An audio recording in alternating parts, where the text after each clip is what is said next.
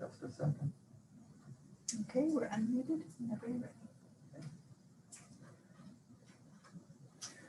The May 27th, 2021 Whatcom County Planning Commission meeting is called to order. I'll call the roll. Answer if you're here. Robert Bartell.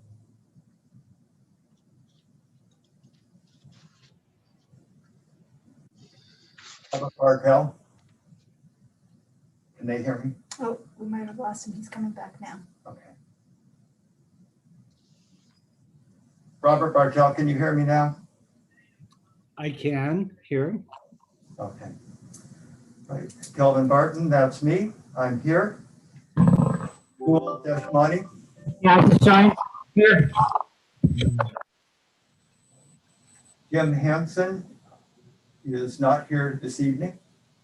Stephen Jackson. Here. Kimberly Lund. Here. John Mayberry. Here. Natalie McClendon. Here. Dominic Masseri. Here. Please join me in the flag salute.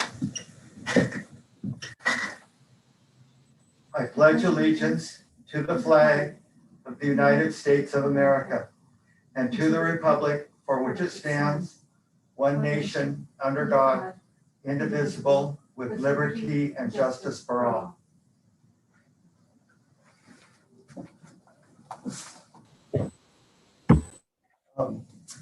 Right, so it's time for department update. Mark Personius, Director, will you give us a department update, please? Hi, Commissioners. Good evening.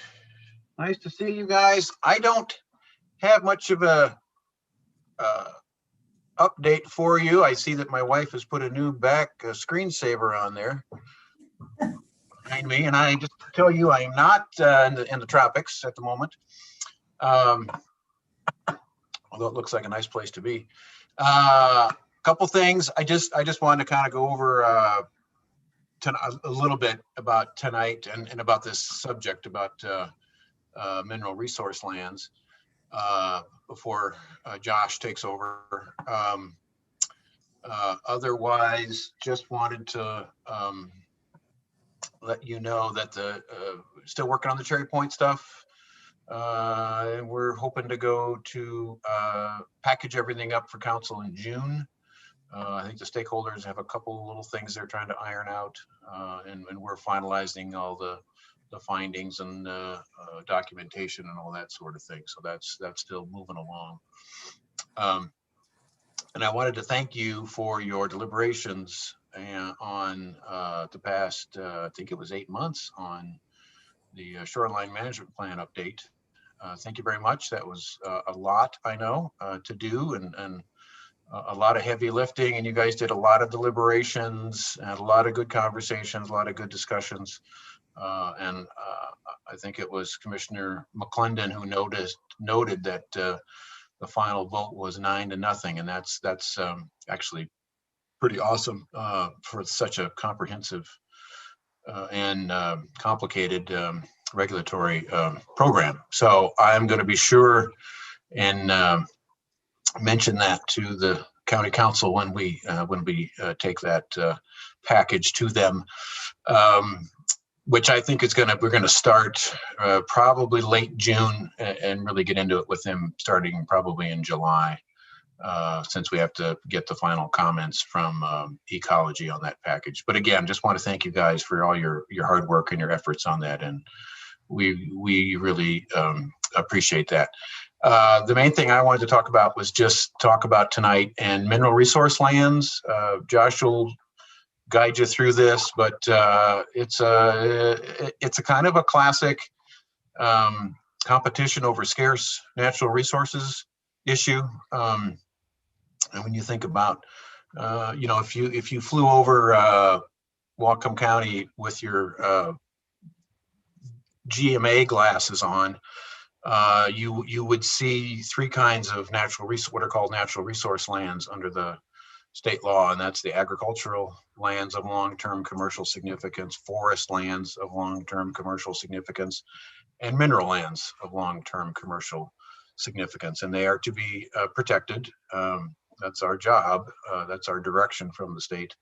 And yet they intersect quite a bit, especially with mineral resource lands. There are minerals, sand and gravels and hard rock minerals are found under ag lands, under rural lands, under forest lands.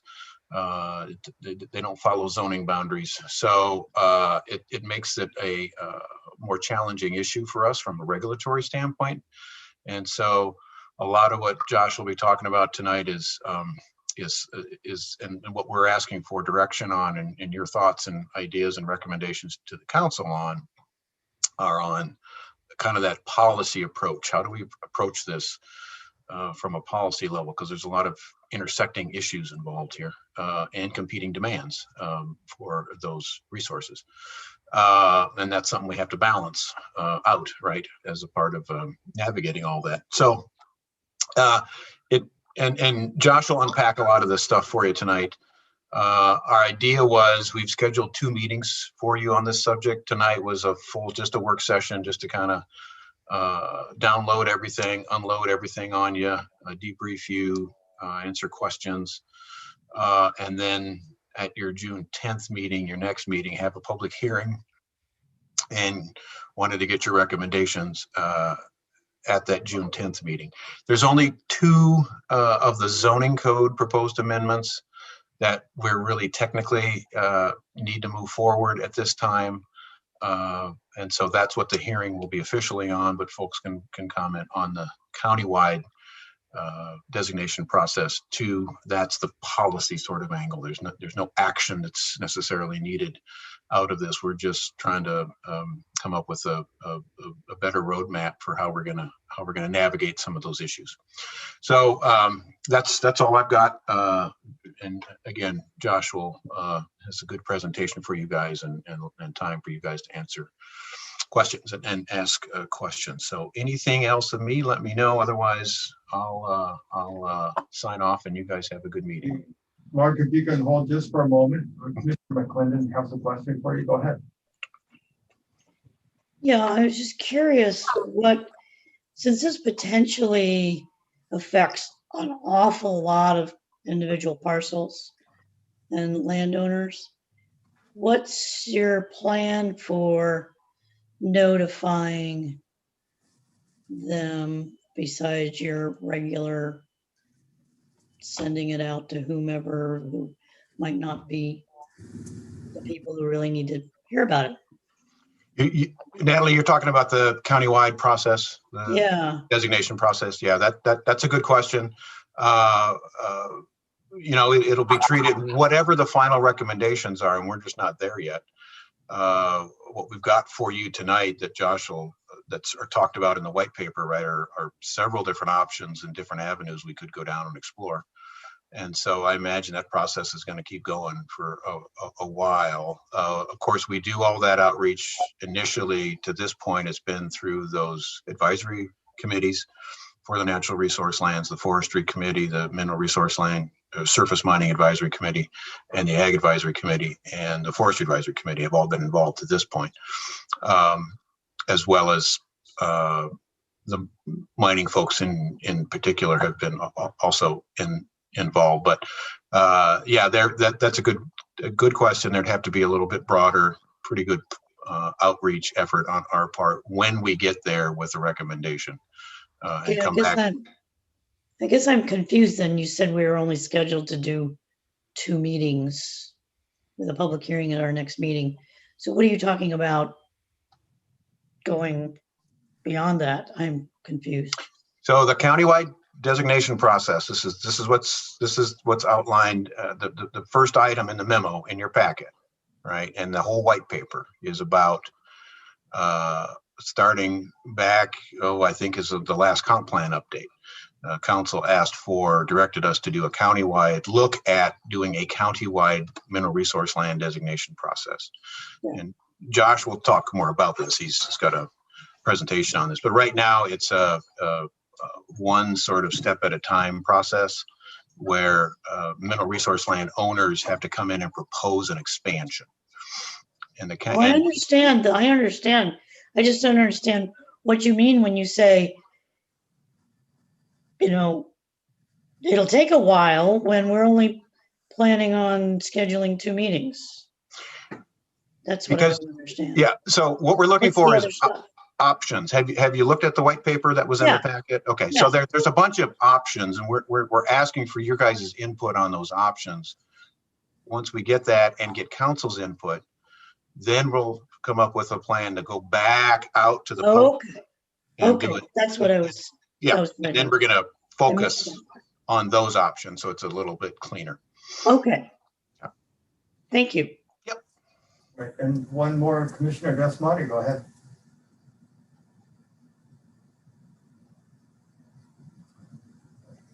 You're muted, Atul. It occurs to me that the public might want to have some input on the process at the Planning Commission, what the purpose of a public hearing is.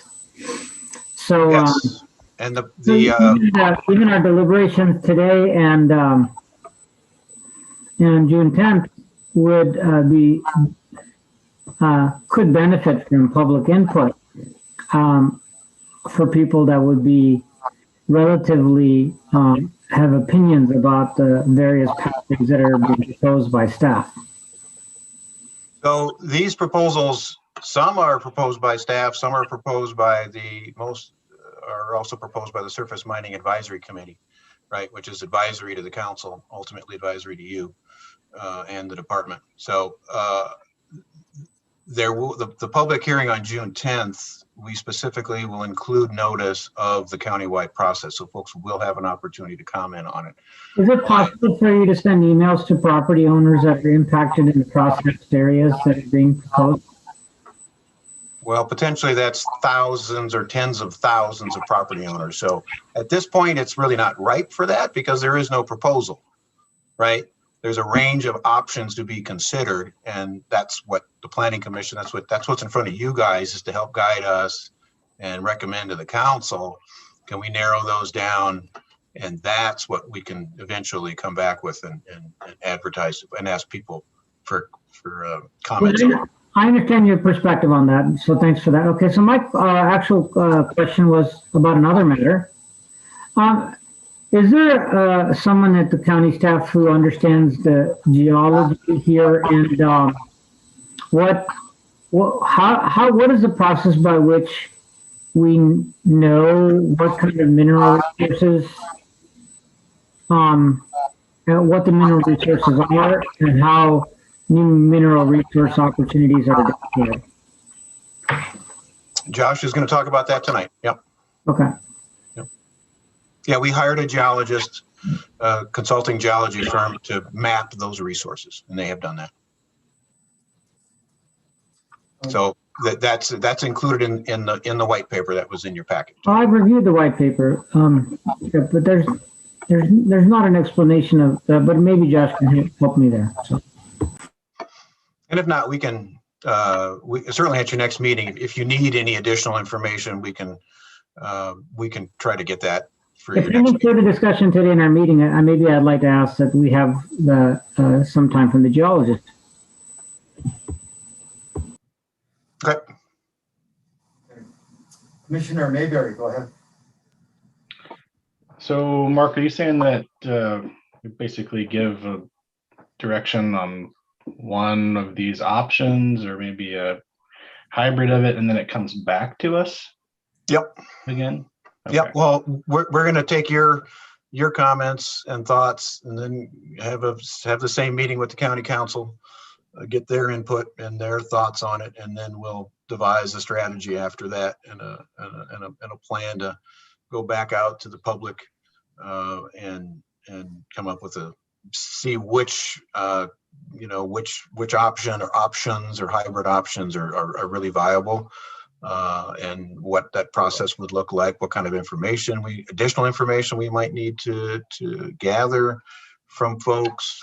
So, all that's going to take some time and effort on our part. So, But it does come back to us. oh yeah, yep. Ultimately, it will be a comprehensive plan amendment ultimately. So it'll come back, has to come back to you. Thank you, Mark. Thanks, you guys. Good evening. Yep, you too.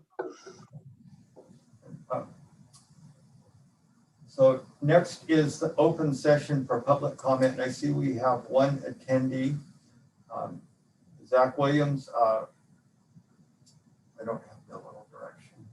Let's see what wondering if you would like to speak to the planning commission, Zach. And if you're on your laptop, you should be able to just raise your hand. There's a button, or *9 will initiate raise hand if you're interested.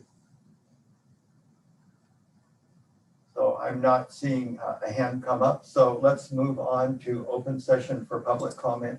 And before we get started, Commissioner Desmani, we're getting a little bit of fuzz out of your sound system when you speak. I don't know if there's anything else that you're aware of. I did switch to my other device, so I'll do that.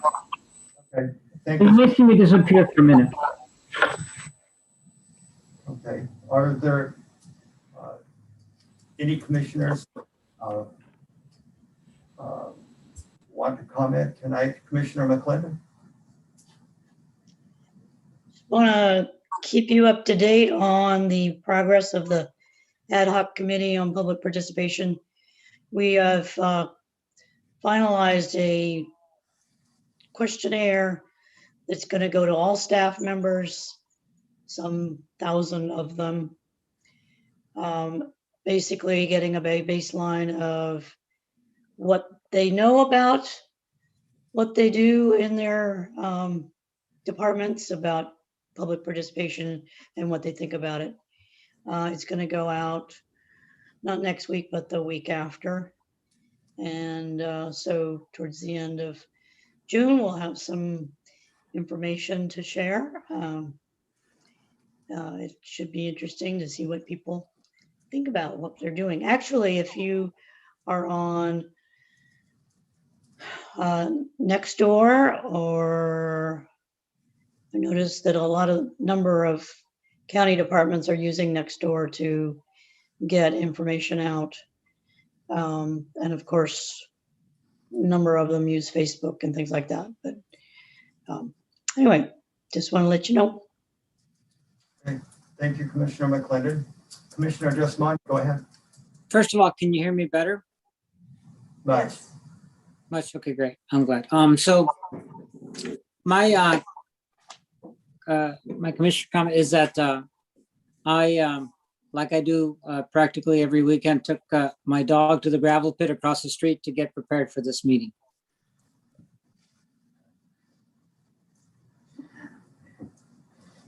Okay. Are there any other commissioners wanting to comment? I do want to say I talked about this last time, but in Jurassic Parliament, we one of the things that was handed out is a chart on motions and hierarchy and what comes ahead of what. And so Candy was kind enough to laminate a copy for me, but I'm going to ask if perhaps she can email that out to everybody. And when you see it, number 1 is the lowest and number 13 is the highest. Just when you look at it, then it makes sense if you have that direction. All right, it is time to move on. Approval of minutes for May 13th, 2021.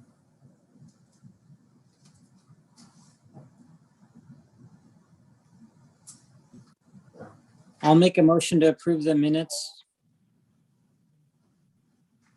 of May 13th. Second.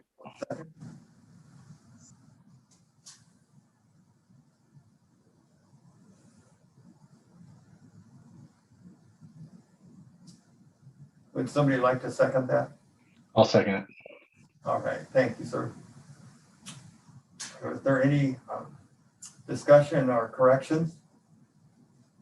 Okay. Seeing no discussion or corrections, Tammy, would you call the roll, please? Commissioner Bartel, Yes. Commissioner Desmani, Yes. Commissioner Jackson, Yes. Commissioner Lund, Yes.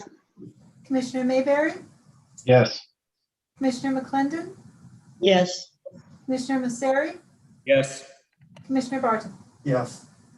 That's 8 yeses, so that carries.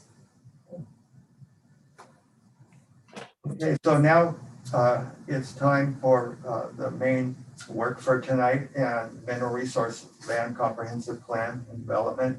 And Josh Fleischman is with Whatcom County Planning Staff is going to do a presentation for us. Thank you, everyone. All right, so I got a little presentation for you. I'm gonna do a screen share. Let me know if you can see a PowerPoint. Is that showing up? Yes, we're good. All right, Yes. great.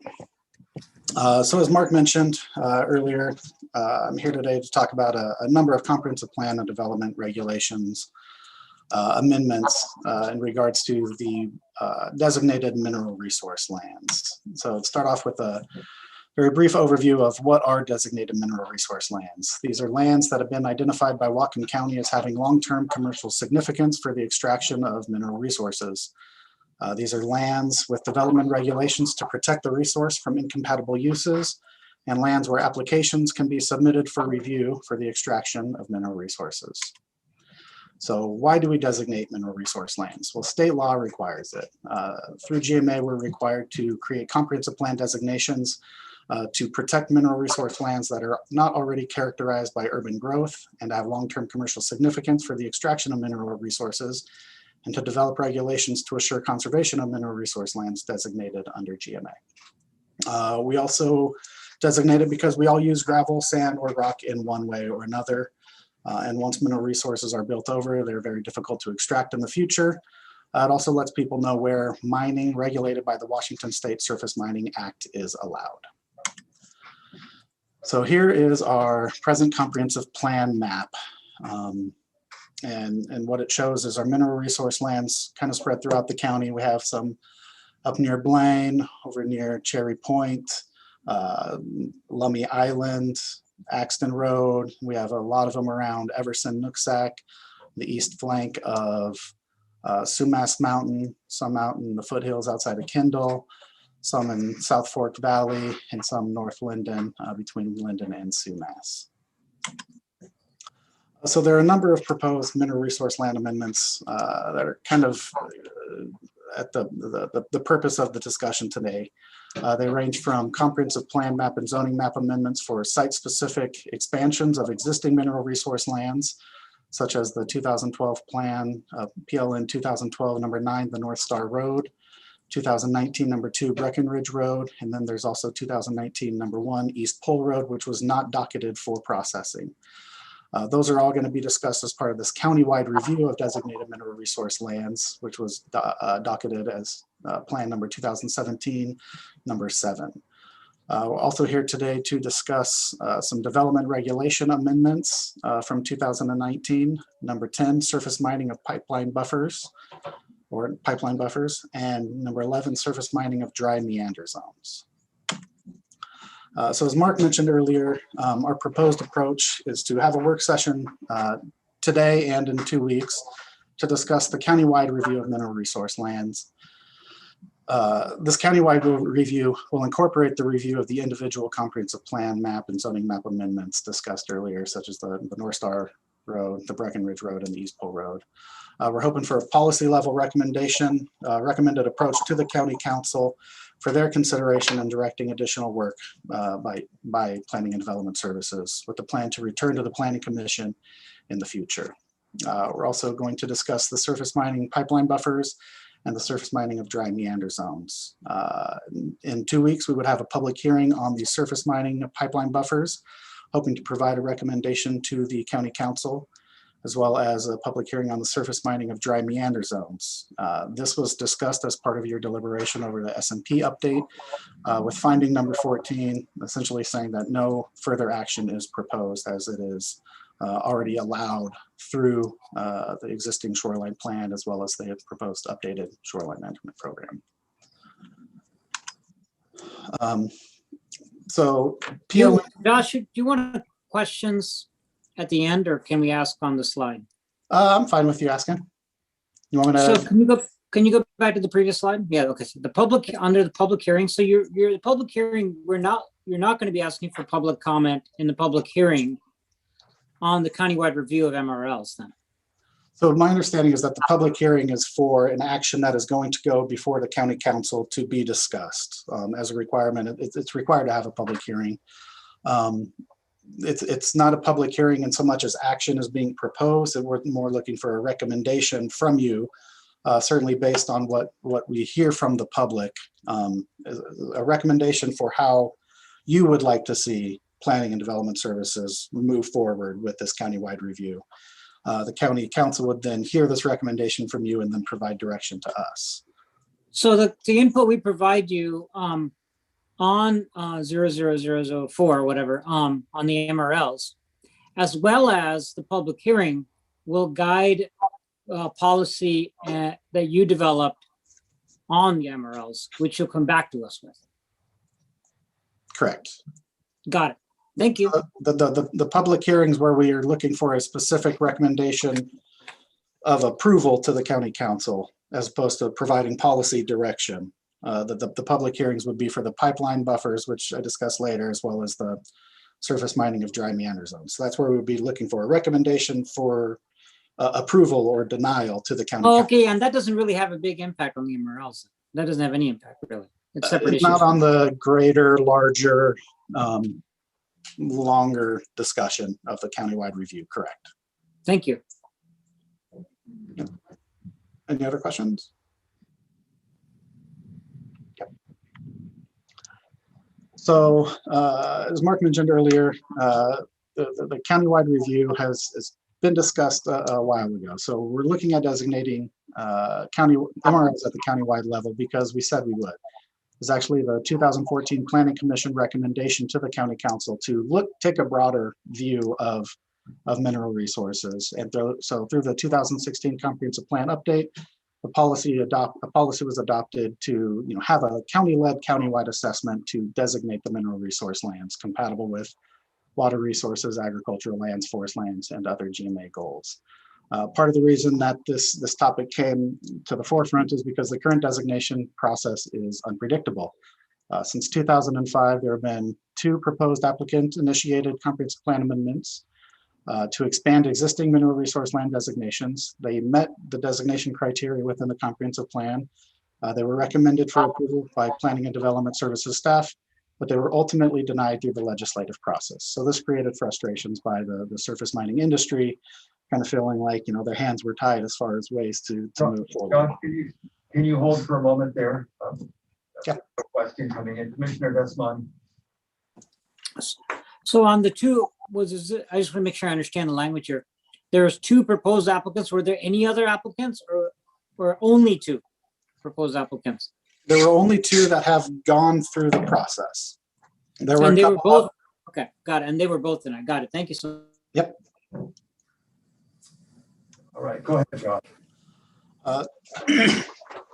So when discussing what areas should be considered at the countywide level, we started with what had been previously identified as potential resource areas. These were originally identified by geoengineers in the 2003 report, and they were updated by Element Solutions in 2014. And that was the starting point for the designation.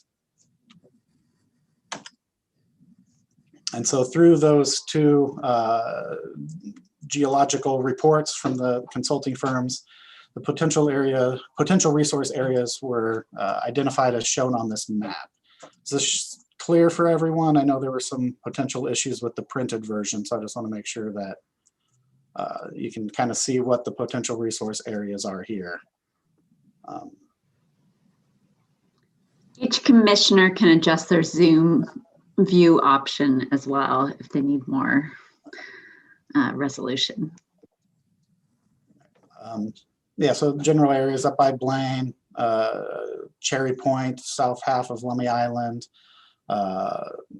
sporadically throughout much of the agricultural zone on the eastern or western flank of Sumas Mountain, and then some of the bedrock up in the forested designations and comprehensive plan, or designations and zoning up in the foothills.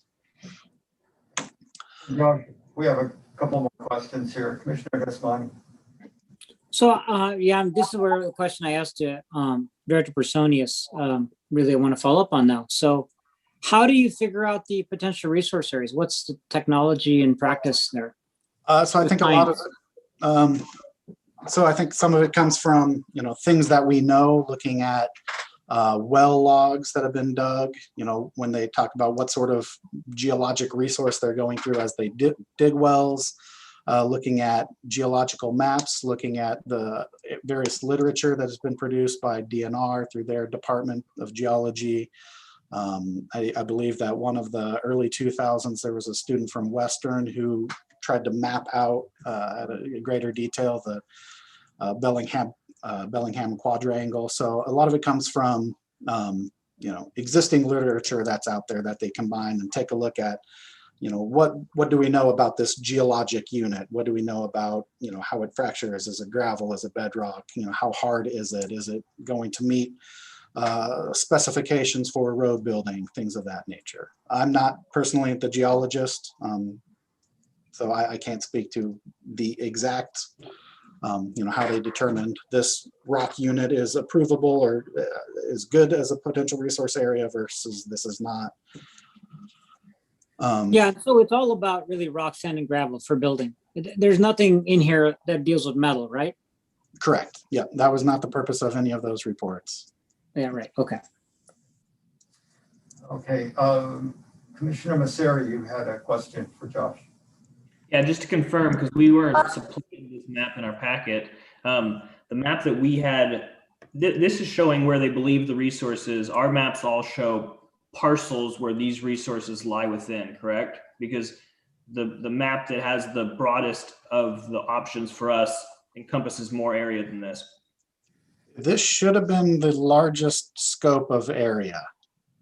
This map shows the potential resource areas, and then other things were taken out.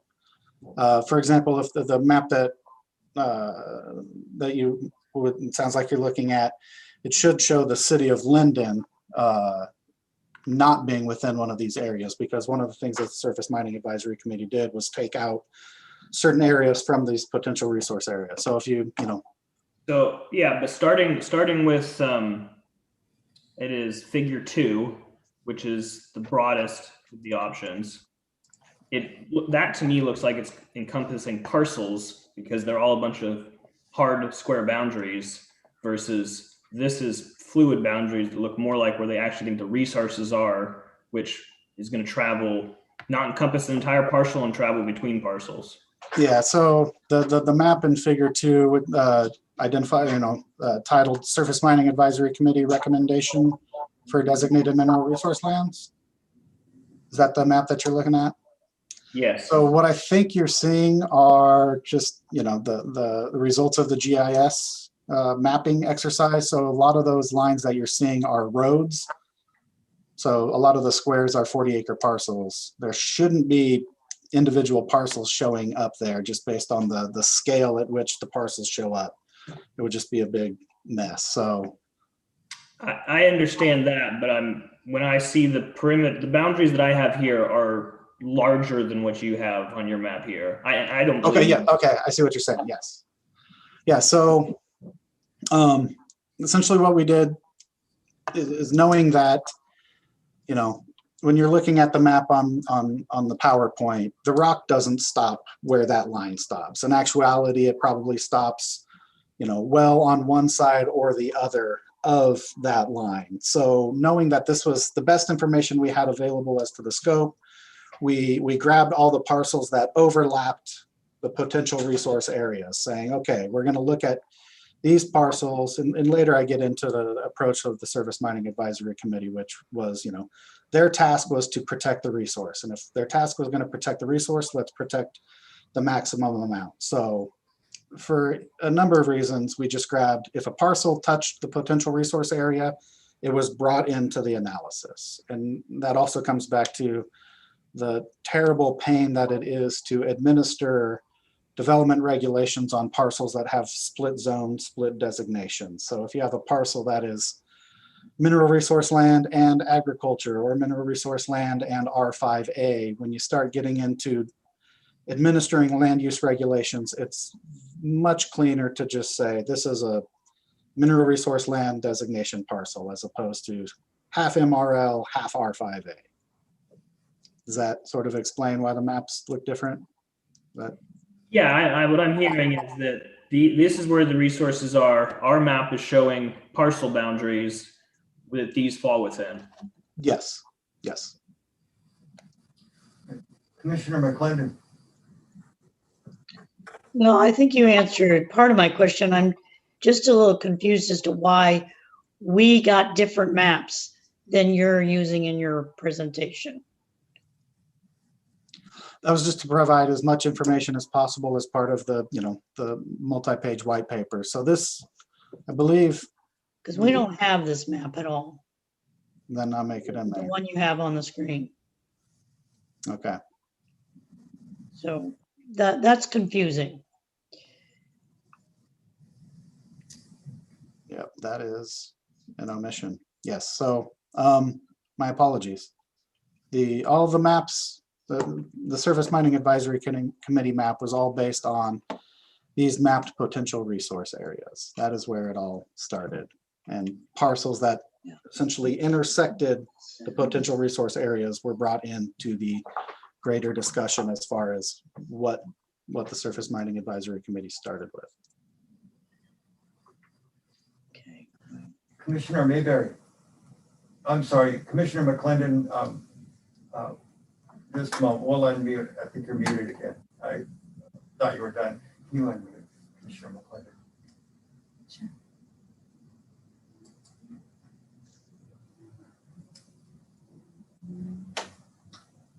I'm sorry, what? Did we cut you off there? No, Okay. I was maybe mumbling, but yeah. Okay. All right. Go ahead, Commissioner Mayberry. Was there any work put into what the actual value of the resource was underneath these maps? Because most of what we've got mapped out here on the map that you've got in front of us right now is sand. There was not. I don't know how much sand we need in the future, but I imagine it would be a good exercise to go through the actual value of the resource, how deep it is, whether there's rock in there that's useful. Yeah, I think I would agree that would be a great exercise. You would have to talk to people higher up than me to see about investing in that level of analysis. I would imagine that the people involved in the business have a pretty good idea as to where the good stuff is. I mean, pretty much everything north of Linden, both east and west, that's sand. Everything south of it is sand. You don't really get into really good deep gravel until you get closer to Everson and towards Sumas Mountain. So. Yeah, and that is something that the original 2003 geoengineers report got into a little bit, was whether this is, likely a sand versus gravel versus high, low, medium probability that it is there. So, if that's a consideration, maybe that's a consideration for the direction, that the Planning Commission could discuss, is You know, is there value in designating sand resources? Talking with a geologist, former geologist here back in 2013 timeframe, I was told that if you can get the gravel, you'll get the sand that you want. It's not, you know, you don't have to necessarily designate sand. You know, there was actually a de-designation of some property because it was only a sand resource, while at the same time, you know, we were hearing that we need to protect the resource. So that was something that the council considered back in 13, is, you know, whether or not sand itself is a resource. So we could look into that further. Okay. All right, would you continue, Josh?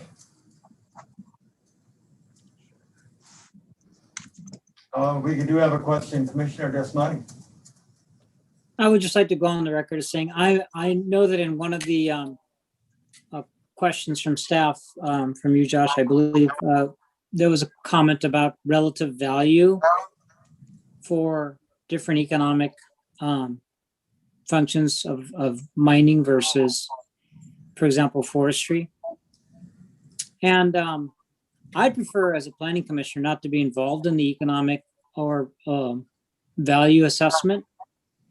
And so for that reason, you know, like, I'm more interested in whether a piece of property has an agricultural or forestry use, because they're inherently longer term and have less unintended consequences to the ecosystem. So I'm not so interested in the economic value of sand or gravel for that reason, because I don't feel like that's the planning commission's function. Commissioner Mayberry. Yeah, I guess the reason that I'd like to see it considered is because we're talking about removing a lot of densities when these parcels are switched over to mineral resource lands. And I just did a quick little calculation based off of the 1,000 densities that would be lost, and that's roughly $100 to $200 million worth of property value that we would be removing from property owners. So unless they can recoup that some way through actual valuable mining, I think we have a responsibility to look at it. No, okay, understood. Okay, go ahead, Josh.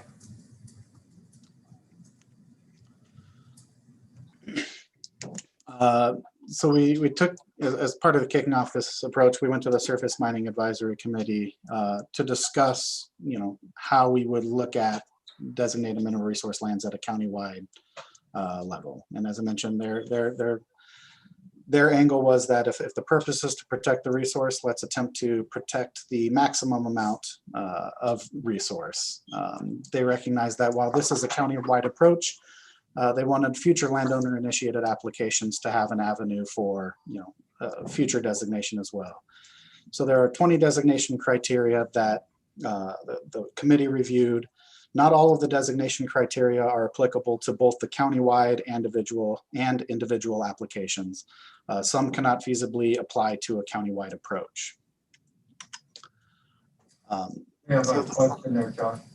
Commissioner So, Desmani. yeah, I have a question about the committee itself. What kind of skill sets or backgrounds are represented on the committee? Are there people from rural designation or forestry designation or other or environmental or other designations on that committee, or are they just people that are focused on surface mining? I would say that primarily, I can give you the rundown of who's on that committee. It's primarily made up of people that are involved with mineral extraction in some way, shape, or form. We have geotechnical engineers, surface mining material users, geologists, members of the surface mining industry, forestry, potable domestic groundwater supply, an ecologist, environmental consultant, agriculture, and a citizen who lives in proximity to an active mining or mineral resource overlay. Commissioner Mayberry. Yeah, as I was reading through, there was mention of trying to maintain or set aside the amount of resource lands required to supply the needs for 50 years. Is there any estimation on how many acres actually need to be set aside to satisfy that? I guess that kind of goes back to the quality of the resource as well. And yeah, I'd say the quality of the resource. I would say we would need to know more about individual areas of resource, whether or not it's 50 feet deep or 200 feet deep. I believe that proposal or that specific policy has been removed. Was that a recent policy that you were reading, or is that a relic one? Because I believe I remember reading it too.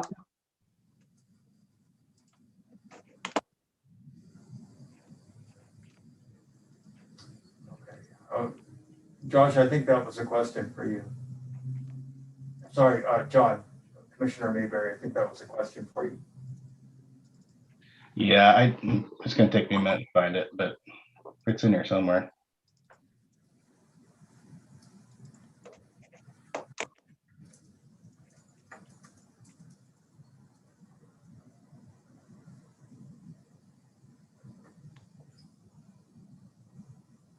I believe it was formerly Goal 8R or Policy 8R1 that specified a 50-year supply or seek to designate a 50-year supply. That was ultimately amended. Third line. Is it paragraph 2? Well, the first sentence, but one really long first sentence.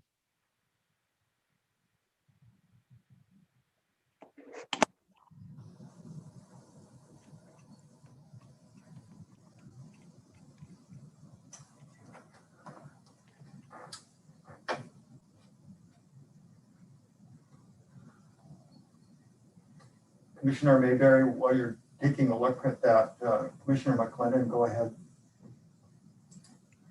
My question kind of relates to that.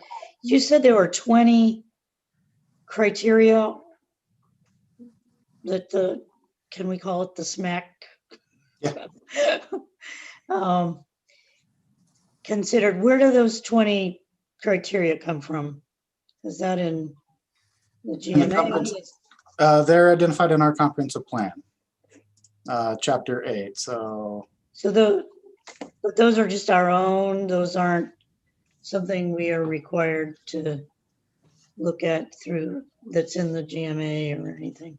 not specifically, no. I mean, we're supposed to have designation criteria and to classify what the resource is, but these specific ones are Whatcom counties. Okay. Commissioner Desmond. I just wanted to say is that I did a search in the document, and there's on page 3 of the white paper, it's referring to the 2003 report authored by geoengineers that identified potential aggregate reserve areas that could be used to meet a then stated policy to designate a 50-year supply of commercially significant construction aggregate supply. Yes. That policy was amended as part of the 2016 update. Okay. And so changed it from a 50-year supply to countywide approach to meet future demand, rather than saying 20, 50, 75 years. They just said to meet future demand, compatible with water resources, agricultural lands, forestry, and other GMA goals. Josh, would you go ahead and continue?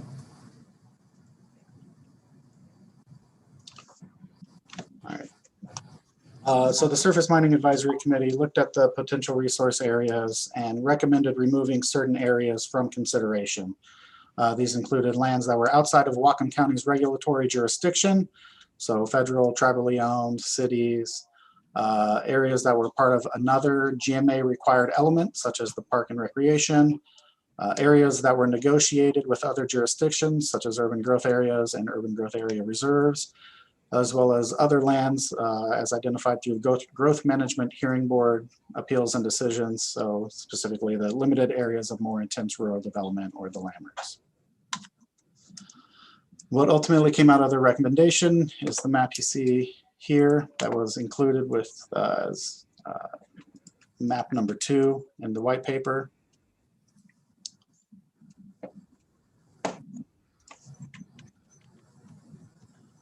This is based on their recommendation. This would be the changes in acreage from comprehensive plan designations, either what they are currently or with the Surface Mining Advisory Committee recommendation. So you would see that if the Surface Mining Advisory Committee recommendation was adopted, it would result in a reduction of nearly 37,000 acres of agriculture, 32,500 acres of commercial forest land, nearly 3,500 acres of major port industrial UGA, a reduction in 14,460 acres of rural forest land, just over 38,000 acres of the rural designation, almost 1,300 acres of the rural neighborhood, and ultimately that would become an additional 118,860 acres of mineral resource land. So quite a jump from the current 4,133 acres that we currently have.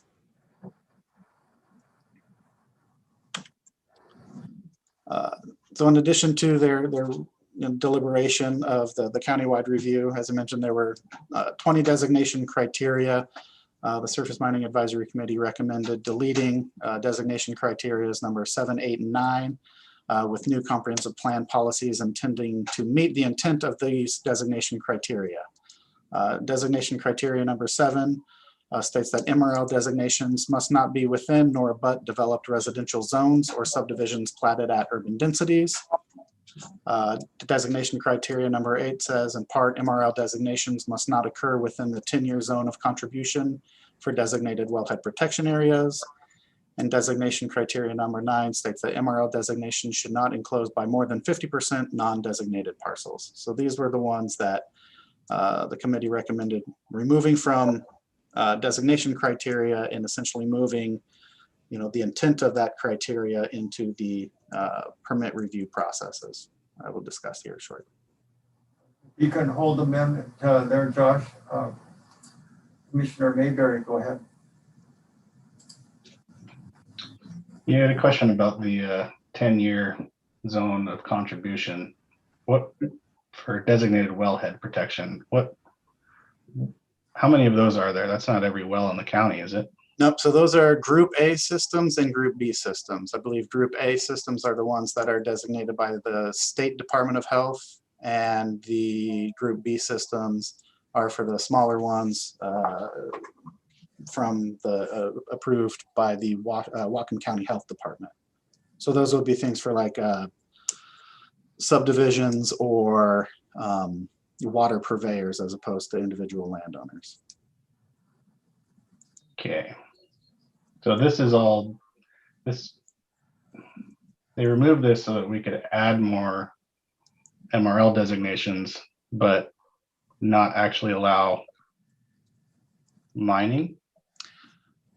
Yes. So right now, our critical areas ordinance under our critical aquifer recharge area doesn't allow mining within the 10-year zone of contribution.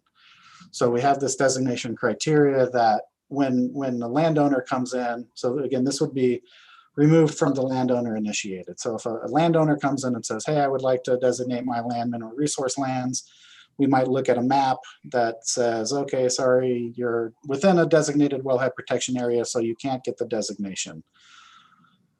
And their thought was, okay, well, if we can't mine in here, but your parcel partially overlaps this area, but part of it is not, you can't get the designation, and so there may be a resource that could be extracted that's outside, and again, that comes into the dual designation difficulty in administering code. And so their thought process was, we address not mining in the 10-year zone of contribution. We should address mining in the 10-year zone of contribution at the time of a mining application instead of at the point of designation. Knowing that you may get designated because you don't have to meet this criteria and not mine within those areas. I guess it just wouldn't make sense to me as a landowner to designate your land as a mineral resource, but have no way of actually mining it. Yeah, I mean, if you can't mine it, I don't believe there is much, Were these criteria taken out so that we could make this map as big as it is as well? For the forest makes the map, designation? I think it makes the map cleaner to some degree. Because again, like a lot of the designation criteria aren't applicable at the countywide level. And what I mean by that is, particularly these three, if we go back to the Surface Mining Advisory Committee map,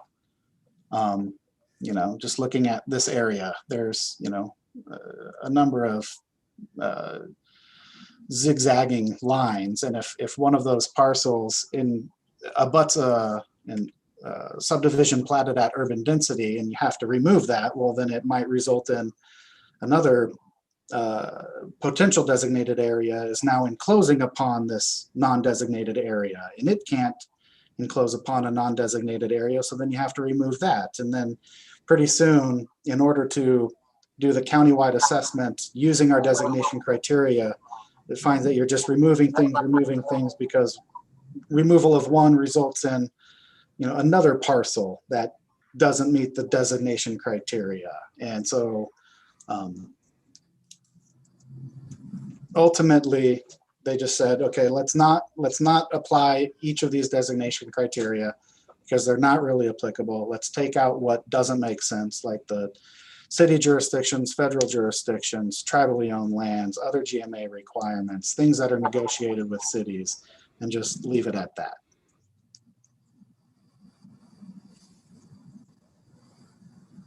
Okay, Commissioner McClendon.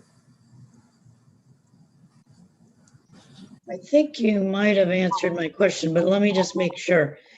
So what I was gonna ask was, what was the rationale for removing those three designation criteria and putting them in, what was it, the planning policies? So it would be within the comprehensive plan, but also in a couple of slides would get to it. They proposed language to go within the zoning code, the conditional use permit criteria for the actual mining as well. So you're looking at one set of criteria for designating mineral resource lands, and then the more specific stuff is when you actually apply to do the mining. Correct. Then those things come into play. Okay, I think I get it. Go ahead and continue, Josh.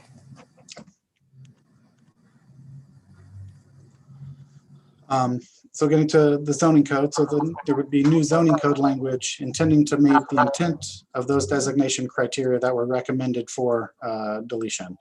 So new zoning code language to prohibit surface mining within the 10-year travel time zone of wellhead protection areas. And again, that was already within our critical areas ordinance, critical aquifer recharge area code. We just also wanted to bring it here so that it was clear to everyone that we still are addressing the intent of that designation criteria, which is to prohibit mining or applications for mining within wellhead protection areas. We're now adding it to the zoning code. Also include language in the zoning code to discourage mining permits within residential zones or subdivisions platted at urban densities, and to require specific mitigation for mining that abuts these areas. Within the agricultural zone and the rural study areas, areas that have been identified as important for agriculture in the county would require reclamation that is consistent with DNR BMPs for agriculture. It would also require that cluster subdivisions when proposed lots are less than 20 acres.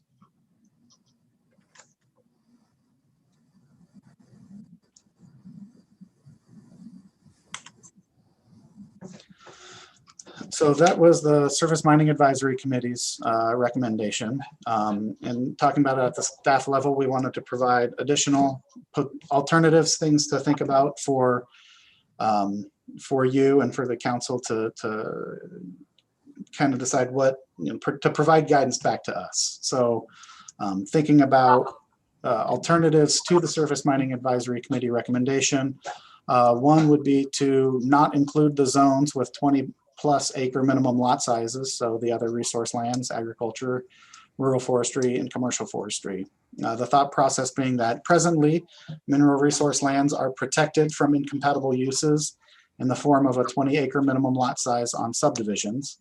If a 20+ acre minimum lot size protects the mineral resources, then these other natural resource zoning, which have 20 acre or more larger minimum lot sizes, would also protect the resource.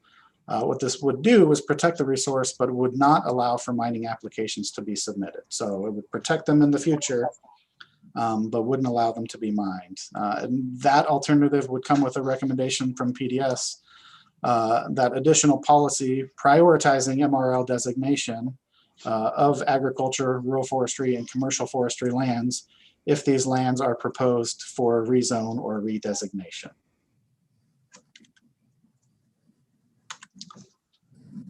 Another alternative mapping approach would be what we've called the localized expansion. What this would do is reduce the number of impacted parties who did not anticipate surface mining activities on or near their property at the time of purchase. What it would do is limit designations to areas within a relative proximity to existing designated mineral resource lands. Would still result in substantially more designated mineral resource lands than we presently have in the county. The limitations may reduce the amount of land where mining is feasible due to things like natural features, lot configuration, lot ownerships. And that can be done. And the examples that we threw out on the white paper were 1 mile, 2 mile, or ½ mile.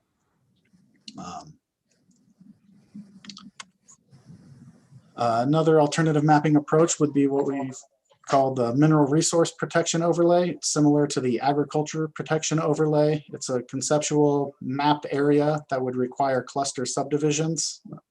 The cluster subdivision would protect the resource similar to the Surface Mining Advisory Committee recommendation. The key difference would be that this protects future access to mineral resources, but would not allow the extraction until a future designation is changed to designated mineral resource lands.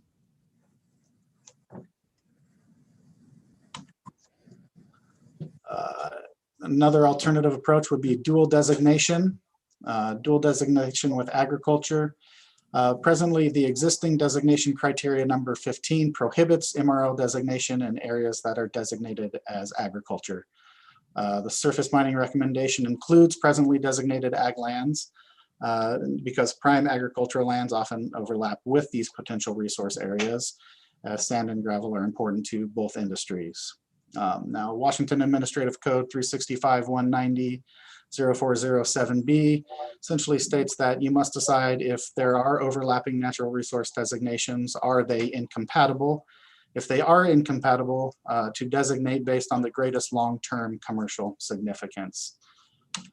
And that's a really big question with lots of variables. So to try to break it down to something that's maybe easier for non-economists to wrap their head around, I essentially took a look at this as saying, okay, well, if we maintain the agricultural designation, what's the impact to mineral resource lands? And if we change the designation to mineral resource lands, what is the impact to agriculture? So if you maintain the agricultural designation, the protection of the mineral resources remains via the 40+ acre minimum lot size. It's protected, but it is not available for mining. If you redesignate to mineral resource lands, there's no impact to agriculture until the act of mining occurs. This may negatively impact soil and water, depending on what reclamation, how reclamation occurs as far as impacts to drainage. The impacts may be minimized through best management practices, but reclamation to pre-disturbance productivity is difficult, if at all. Another alternative mapping approach would be looking at the rural study areas. These are areas of agricultural importance. The rural designation of R5 and R10 zoning does not provide the same protections as our ag zone, even though they have been identified as agriculturally important. The same WAC that says to, if there's overlapping natural resource designations, to determine if one of them has a long-term commercial significance, and if they're incompatible, to choose which one has the greater long-term commercial significance. It doesn't allow that same dual designation process for rural designation and mineral resource lands. So this would be maybe an area that would be appropriate for the geographical mineral resource protection overlay, since it wouldn't be able to be dual designated MRL and rural. So some of the other alternatives for the actual regulating of mining activities that were discussed would be strengthening conditional use permit approval criteria. Often hear that designation is not a right to mine, and it's true. Designation allows you the right to apply for a mine. However, outside of a SEPA environmental impact statement, it is difficult to deny a CUP. Without a clear mechanism to deny a CUP, conditional use permit, the MRL designation and zoning may be a de facto right to mine if there is no determination of significance and associated EIS, albeit it would be potentially heavily conditioned and modified from the proposal. Even if there is an EIS, it may not provide the desired predictability. So strict conditional use permit criteria may be necessary to clearly identify thresholds for a predictable approval or denial of permits. We also look at strengthening conditional use permit criteria for agricultural land protection. The Surface Mining Advisory Committee recommendation requires reclamation consistent with the DNR BMP's document. The BMP's document is guidance, and within the document it states that it's not to be construed as rules or law. Mining and reclamation are regulated by different agencies. So the actual mining of the resource would be regulated by Whatcom County. So if we were going to require mining to be consistent with the BMP or the DNR BMP reclamation document, we would need to take some of that language and put it into code. So it may require additional conditional use permit criteria requiring consistency with the guidance for reclamation to agriculture within the ag zone and within rural study areas. So as I took the Surface Mining Advisory Committee recommendation to the Agricultural Advisory Committee, essentially we're unaware of examples of successful reclamation typical of local sand and gravel pits to agricultural land approaching the pre-disturbed quality and productivity. Even reclamation of less invasive mining, such as leveling of knolls and ridges, has significant challenges, and they're therefore skeptical that it can be done. They view mining as a permanent conversion and should require agricultural mitigation strategies. And they also discuss the access to water, both quality and quantity, and how it's at the center of longstanding negotiations, and they're concerned with the impacts for mining in shallow aquifers and how water resource discussions may be impacted. You can hold there for a moment, Josh. Commissioner Mayberry would like to ask a question. I was just going to make a statement. We farmed about a 40-acre piece that was reclaimed after mining. It's okay, but it's not ideal. So was that, I'm assuming like it was the leveling of the knolls and ridges as opposed to the. No, it was an extraction. Okay. So I don't know. I think they probably took good 20 feet. Okay. But it has its issues. Yeah, and I don't know how, approaches to reclamation have changed. And, again, there was a July 2000 field trip to reclamation sites in Abbotsford, which included the BC Minister of Agriculture and planners from PDS and the Conservation District. And they did a tour of reclaimed, essentially knoll ridge leveling sites. And the takeaway was that the outcome wasn't good. So they're skeptical it can be done. Again, this is 20 years ago. Technology changes, maybe it is easier, but like I said, they're skeptical. Go ahead and continue, Josh. All right, so took the Surface Mining Advisory Committee recommendation to the Forestry Advisory Committee as well. They are cautiously supportive of the Surface Mining Advisory Committee recommendation, noting that the ability of reclamation to forest land is one of the most important factors for support or opposition. This is consistent with their 2014 memo to the County Council conveying their concern over the loss of forest lands. Upon reclamation, forest lands would be negatively impacted by bedrock quarries, but there are steps that can be taken to minimize the impacts. And ultimately, they recognize the benefit of mineral resource lands. They support landowner flexibility and land management, and they're more concerned with other impacts to forestry than potential mineral extraction. So that is kind of information on the broader county-wide review. As I mentioned at the very beginning of the discussion, there are also landowner-initiated amendments. There was the 2012 amendment or proposal on North Star Road, 2019 proposal on Breckenridge Road, and the one that was not docketed in 2019 on East Pole Road. Under each of these landowner-initiated amendments would become designated mineral resource lands under the SMAC recommendation, as well as any of the other alternative mapping approaches discussed here. So, pending the outcome of whatever the countywide review looks like, if for some reason North Star and Breckenridge were not included in that, then we would continue processing these individually, consistent with the individual landowner initiated process. But through anything that we've discussed here, they would get their desired designation. You hold a moment. Commissioner Masseri, did you have a question for Josh?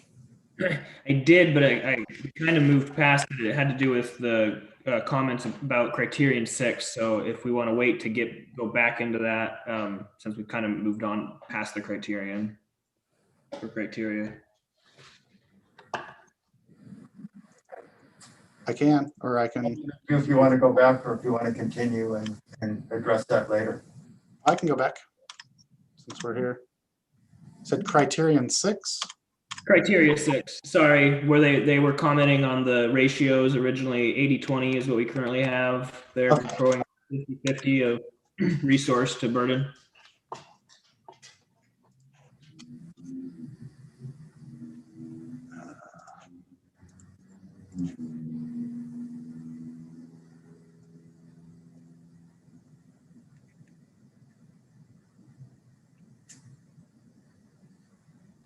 It's on page 7 of the white paper. Yep. Okay, got it. Yeah. So you're just wondering the thought process on that change. Yeah. I don't know where 80-20 originally came from, and then their motivation for 50-50, I think, is just to open any land up and they'll decide if they want to do it or not. I'm more curious why originally we had 80-20 versus 50-50 or any number to begin with.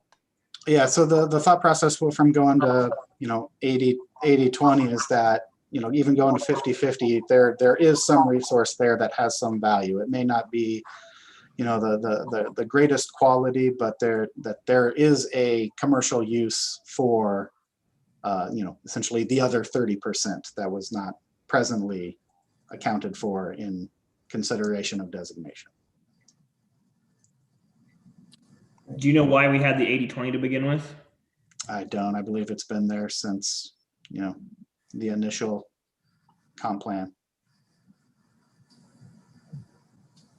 Commissioner McClendon, go ahead. I just wanted to have procedural clarification. We've got these pending applications, docketed applications. You're not asked, are they just going to be rolled into this whole process? Or are they going to be, you're not asking for us to do anything about those now?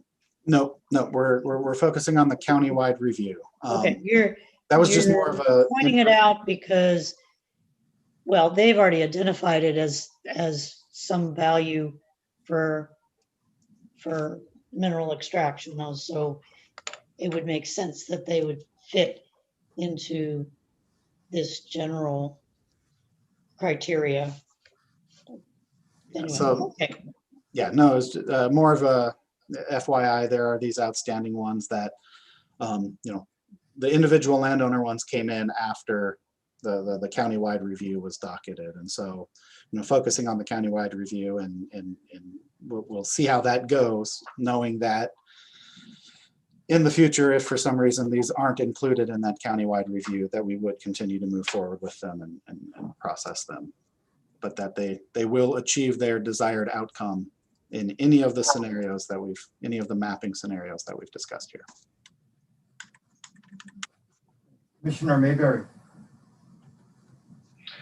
So I don't want to pour too much water on this, but this feels a lot more like eliminating buildable lots and forcing clustering than it does about creating access for mining.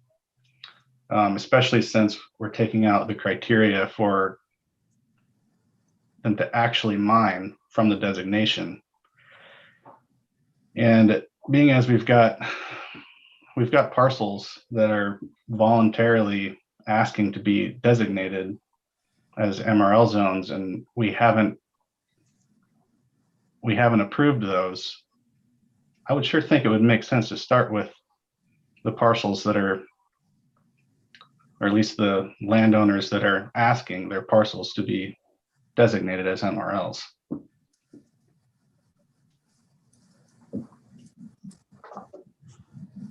Yeah, and that's something that we could discuss. I know, you know, of the three that are here, one of them was not docketed by the council to work on. The other one has outstanding requests for information that we haven't received in the past 8 years. And so there's, you know, looking at it, there is one that, you know, that appears to have active interest in moving forward, and that was submitted, you know, once this countywide review had kind of already kicked off. So, you know, depending on how long the countywide review takes, you know, we may consider, you know, taking the one less, you know, singular one through. But it was something that was going to be, you know, put on hold while we worked on previously docketed planning items like the countywide review. Commissioner Mayberry, go ahead and continue. Yeah, I guess just to continue with that, this becomes a lot less controversial if it's a voluntary program. And so I don't mind necessarily designating a map of potential areas that we would consider designating MRLs, but the individual landowners and parcels, I would like them to actually want to do that. All right. Commissioner Desmani. Once there's a designation as a MRL, what are the options of the landowner to put it into agricultural use or forestry use or development use? If the property is designated mineral resource land with the zoning overlay? Yeah. There's nothing to prevent, at that point, it's a map amendment. It doesn't change the realities on the ground. So if you have land that you'd like to plant in a forest, you can. If you would like to farm it, you can. If you want to subdivide it under our current mineral resource land designation criteria, mineral resource, it would require 20-acre minimum lot sizes. The Surface Mining Advisory Committee didn't want to take away development rights. So they instead proposed to have cluster requirements and leave a reserve tract that would be available for future mineral extraction. So it would be the same number of lots, but they would be clustered. So it may not have a property value impact. Yeah, I don't think that I have the expertise to talk about how it would impact it. I've heard similar arguments that, presently, if your property, if you were to successfully change your designation to mineral resource lands, your property value potentially goes up because we don't have that much designated mineral resource land. That being said, if we add 118,000 acres of designated mineral resource land, the whole scarcity issue, and your 20 acres isn't as special as it would have been when there's 118,000 acres added, as opposed to only having 4,500 total. So, Commissioner Mayberry. Yeah, I think it's still the white paper, the very end of the white paper. It adds up all of the potential lot eliminations, and it's 983 lots. I believe that's based off of the SMAC recommendation. So a lot of lots do disappear, but you're also talking about clustering, which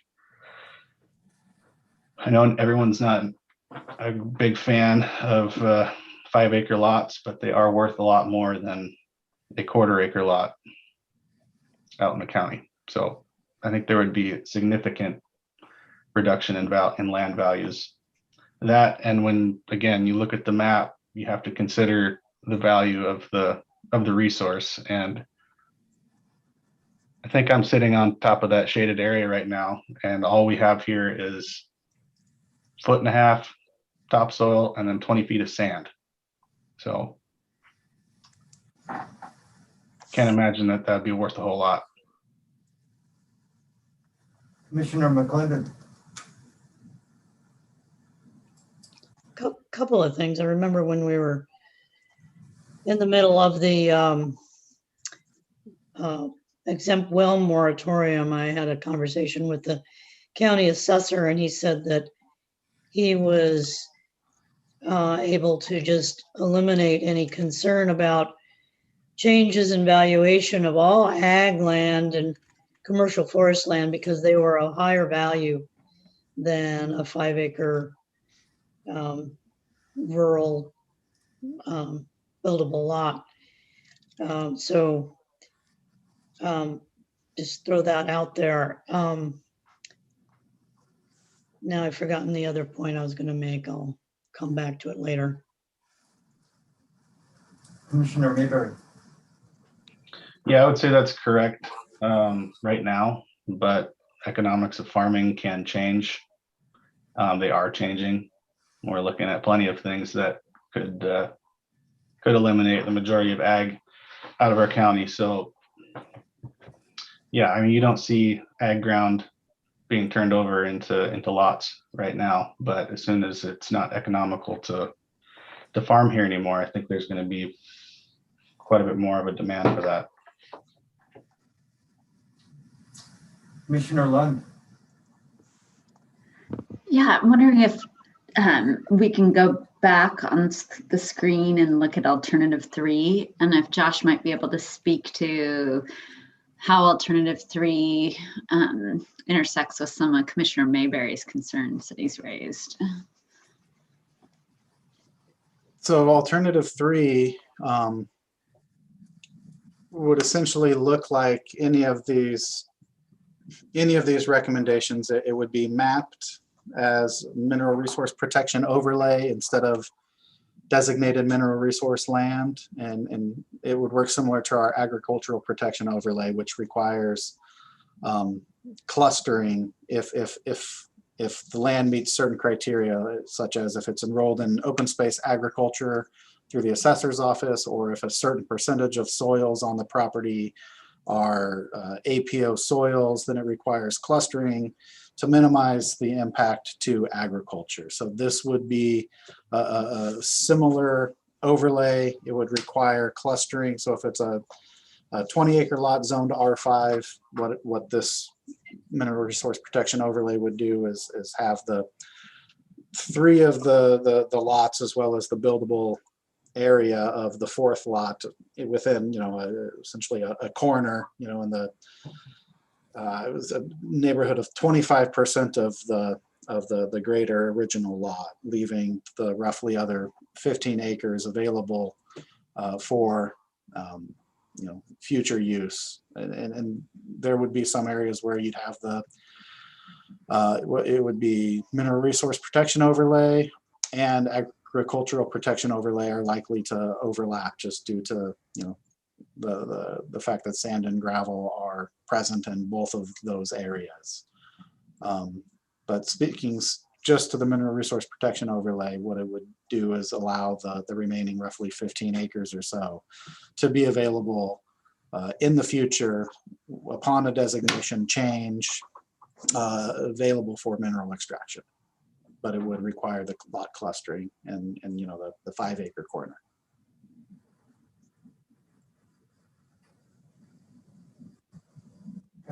Commissioner Mayberry. Yeah, I guess I like option 3 or alternative 3 the best, since it limits the scope of this. But I still think it's really important to make this voluntary. Otherwise, it's just a forced open space designation.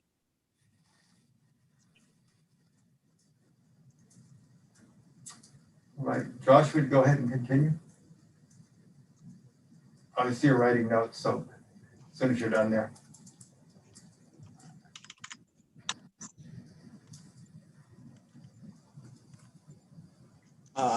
So that was the discussion so far up to now has kind of been on the countywide review of mineral resource lands.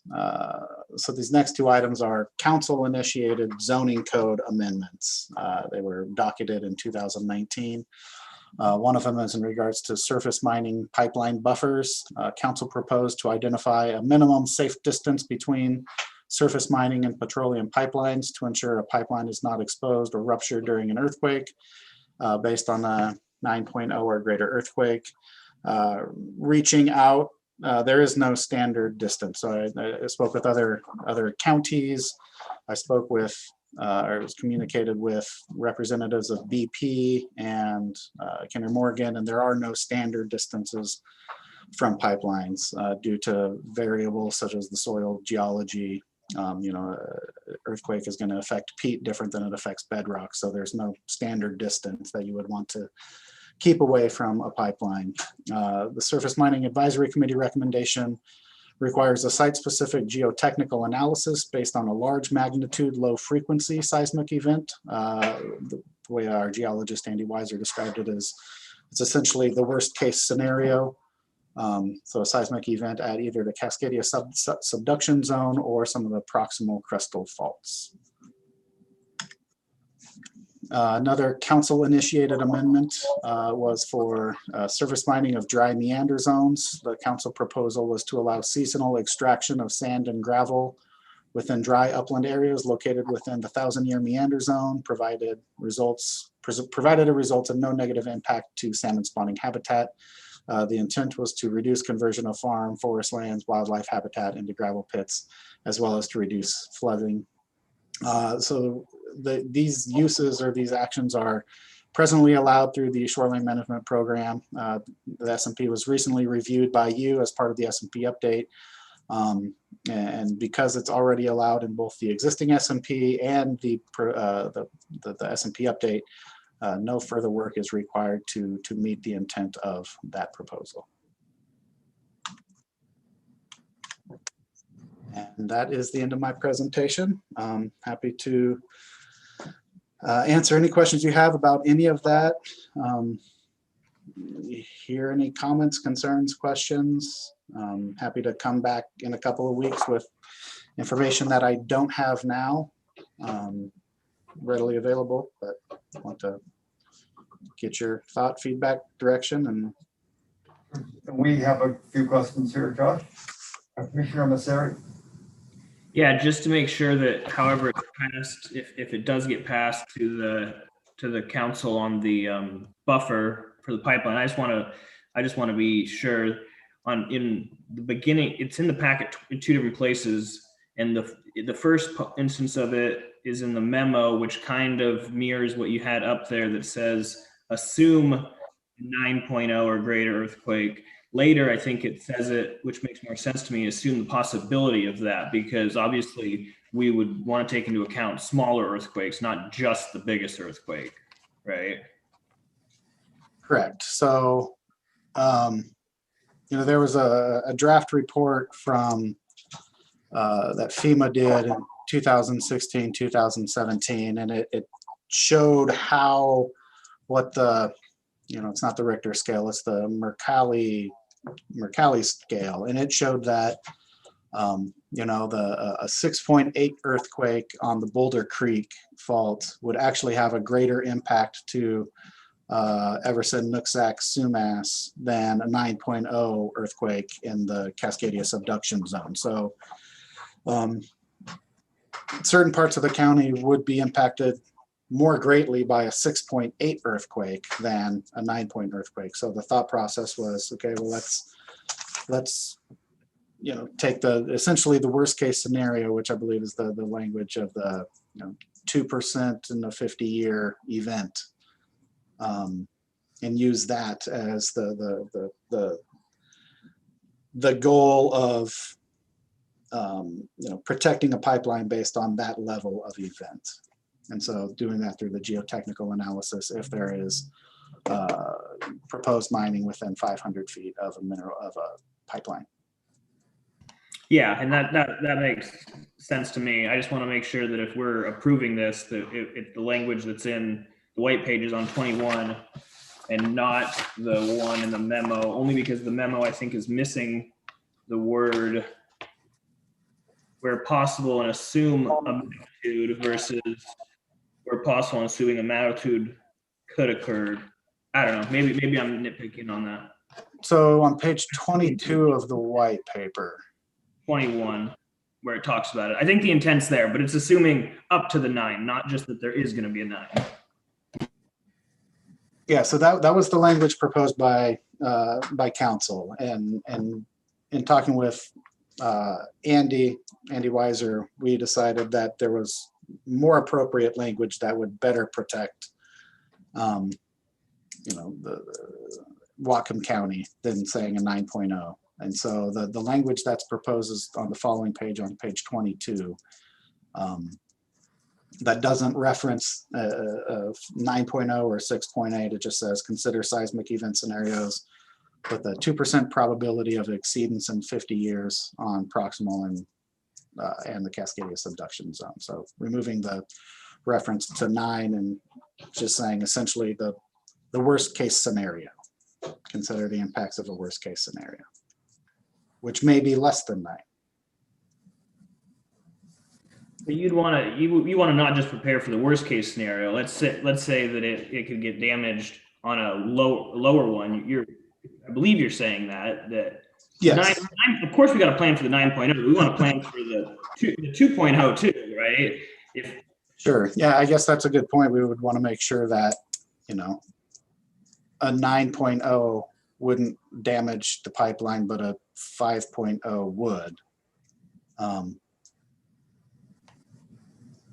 That's my thinking, that we don't, in any given circumstance, if you need to step it back to make sure that whatever that percentage that we're going for, it doesn't damage it. Okay, I'll talk with Andy and see if that analysis, looking at 2% probability of 50 years, would not address all more common, less disruptive events. Is that what you're hoping for or wanted to clarify? Yeah. Okay. Commissioner McClendon. So since we're not making a recommendation on a specific proposal here, I do want to kind of pull out some questions that I think it would be appropriate to consider to give staff guidance.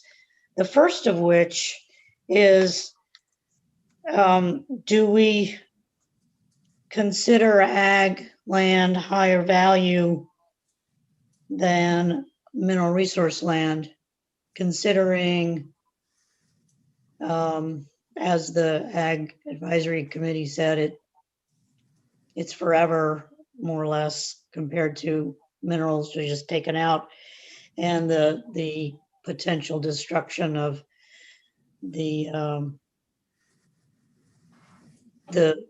ag capabilities of the land, even if it's recovered.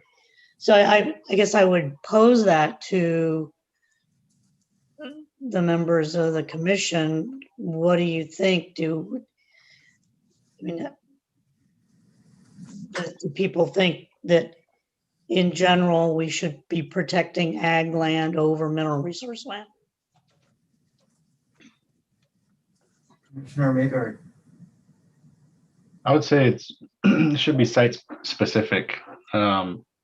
In general, I would say yes, we should be protecting ag land, but there are areas designated ag that have high value mineral resource potential, specifically close to Sumas Mountain there. And those are some of the deepest pits. They probably are the deepest pits in the county. Versus where I am around west of Linden, then absolutely there's no reason to mine the sand underneath the ag ground, because if you go more than 10 feet down, you'll be underwater for half the year, and there's no potential for reclamation of that. So the whole reclamation thing I don't see as valuable whatsoever. But if there's sites that are identified that we can dig 300 feet down and get good gravel as opposed to marginal farmland, then I think that's how we should be making those determinations. Commissioner Jasmani. Yeah, same point in general. And the way the proposed amendment is worded for agriculture is to let's see, what could you pull up the language, Josh? The one on agriculture, you've got one on agriculture and one on forestry. You know what I'm referring to?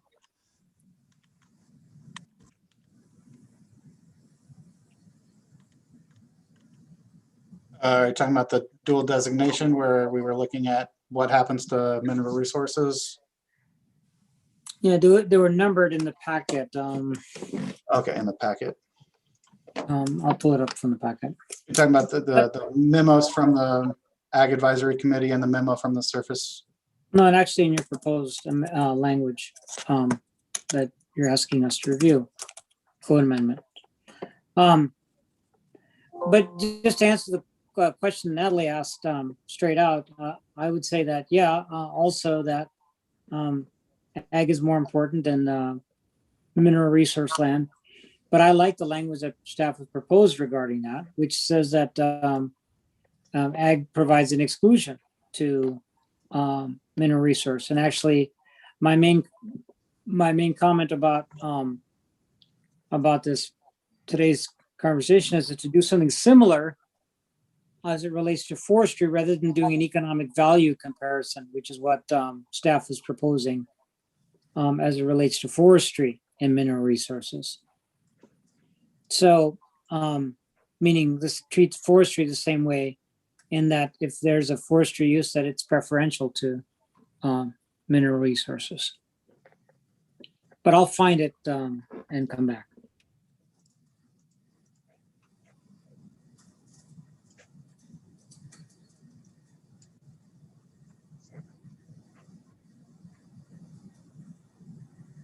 I'm not seeing hands up right now, so I would like to weigh in there for a moment. I know some of the other counties in the Puget Sound area barge their minerals in, which is a possibility, but it's a lot harder to, and they're getting them from Canada, of course, it's coming down from some of their areas. it's a lot easier to barge those in from elsewhere than it is to replace our agriculture land. So I concur with those that place a higher value on the ag land than the mineral resource land. Commissioner McClendon, go ahead. So if nobody has any other comments on that question, I want to go to the next one. And this follows up with Commissioner Mayberry's comments, both about economic value and just the stark difference between the ag land he farms that's mostly sand and other places that are deep gravel. Do we feel that we need to make a distinction between basically sand resources and gravel? I remember Josh saying something about some geologists said, you know, if you have gravel, you'll get the sand. So maybe, I mean, and I realize, I don't know if the original geologic work made a distinction between mostly sand resources and gravel. But if there is, maybe that's where we want to draw a distinction in where we put our lines and our mineral overlay.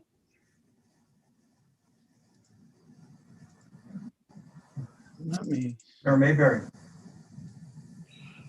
Yeah, I would generally agree with that.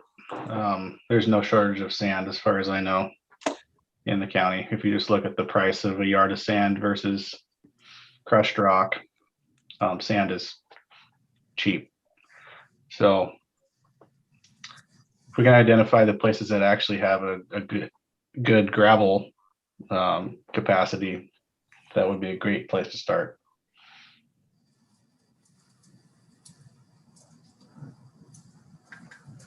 Commissioner McClendon, do you have another question there you can give us? Well, I'm not sure it's a question, but it's a comment. As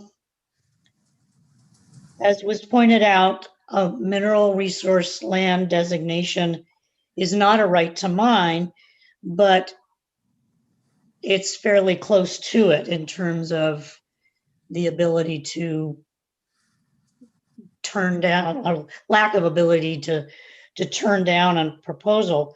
So it seems to me we really need to get this right, not screw it up, but also that economics is going to dictate whether any particular land is going to be proposed to be mined. And so that kind of gets back to the economic issue of whether or not the analysis of these lands have a basis in economic value. So I don't think that's a question. That's just my comment. Commissioner Mayberry. So if we pull out the requirements for a permit to mine from the actual designation requirements and then force designations, that's a huge problem, because that just means that we're forcing designation on parcels that never have a chance to be mined. So that's why I keep going back to this. It's got to be voluntary. Because otherwise we're just taking people's property rights away from them.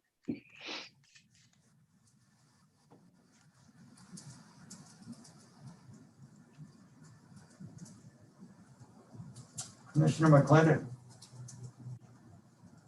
So how would that work to make it voluntary? We send a letter to everybody that we were thinking about it and tell them they have this opportunity and they raise their hand. I don't know. I mean, I'm not trying to belittle the idea. It's just, it's not the sort of thing we normally do. Commissioner Mayberry, it looks like you have an answer for that. Yeah, I mean, if we come up with a map of potential parcels that could be designated as MRLs and notify the property owners to put in their request. I mean, we have requests, we've just been choosing to deny them. So that's how I would go about it.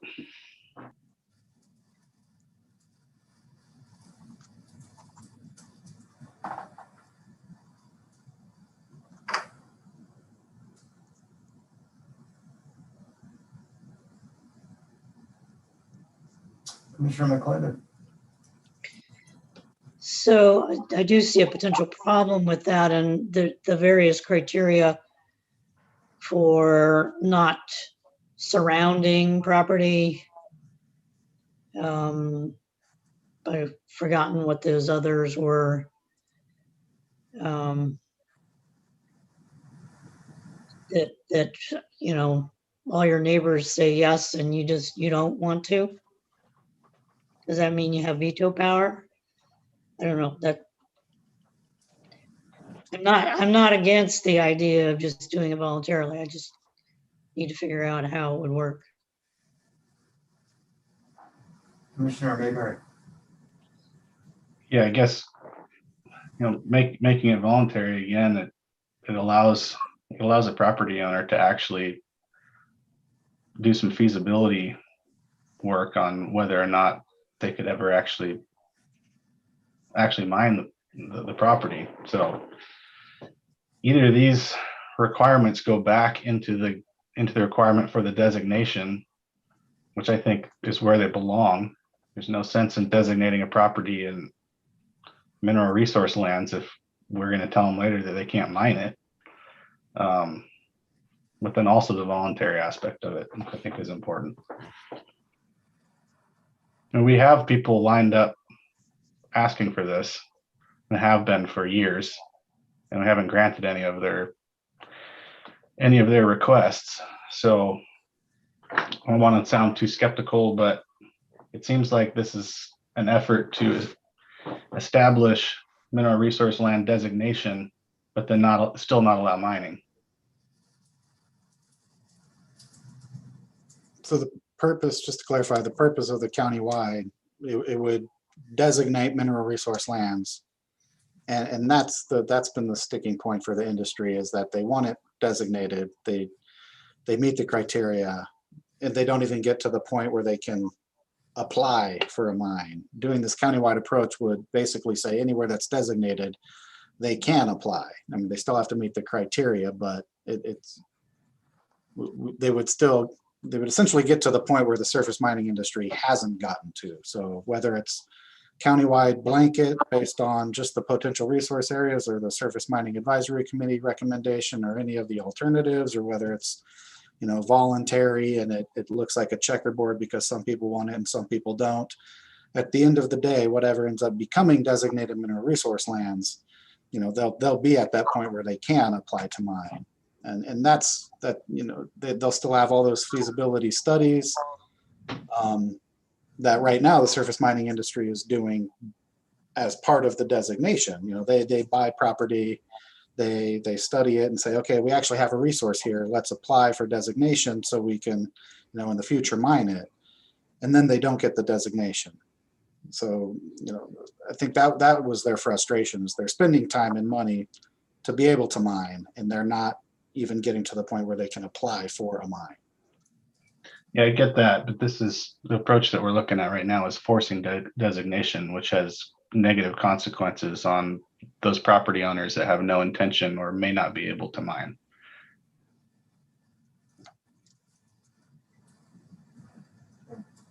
Commissioner Masseri. Yeah, it's along those lines. I just find it interesting that the industry is frustrated, which I get, because they meet the criteria and they get denied. So then the county's responses, even though they've been denying the individual ones, is to say, well, let's just throw this huge blanket out there. And I know that we're early in the process, not that the county has sanctioned this yet, but wouldn't it make more sense to fix where the actual issue was, that the people that meet the criteria are getting denied the designation? Wouldn't it be better to say, oh, if you meet the criteria, you You can have the designation and then apply for the permit, and that's where it goes, because then you're getting people who think that they have viability and think that they can get a permit. That's a great point. And I think, you know, at the time, you know, the industry was saying, look, we're doing what we're supposed to be doing and you're denying it. You know, the onus should be on you to determine where it goes. And that's something that GMA requires. It requires us to designate the resource. So I think there was a recognition that, yes, if like we want to provide, you know, predictability to, you know, the mining industry as far as where it's acceptable to apply to mine and see how that goes. But then, you know, we've identified where the resource is, you know, and they can take it from there as opposed to, you know, putting in the effort and being denied. And it's true that it would, you know, the blanket approach is impacting, you know, property owners that aren't interested in it. Well, a compromise could be, you know, we have this map now. Whether or not we get more detail on it, I think that that's a good thing to say what actual resources there. But here's the map. Go ahead. If you meet this criteria, you're in this map, you can get rezoned, and then you're taking the risk whether or not that's good or bad for you economically down the road. But that seems like it solves both issues to me.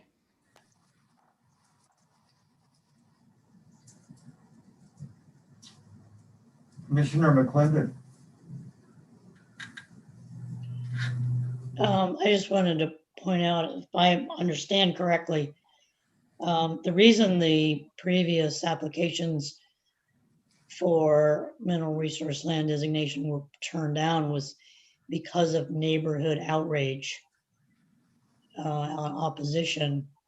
And so to some extent, broadening the scope and saying, you know, this is our obligation to make sure that we identify the resource and we protect it from incompatible uses, like building a major highway across it or a school or however subdivision.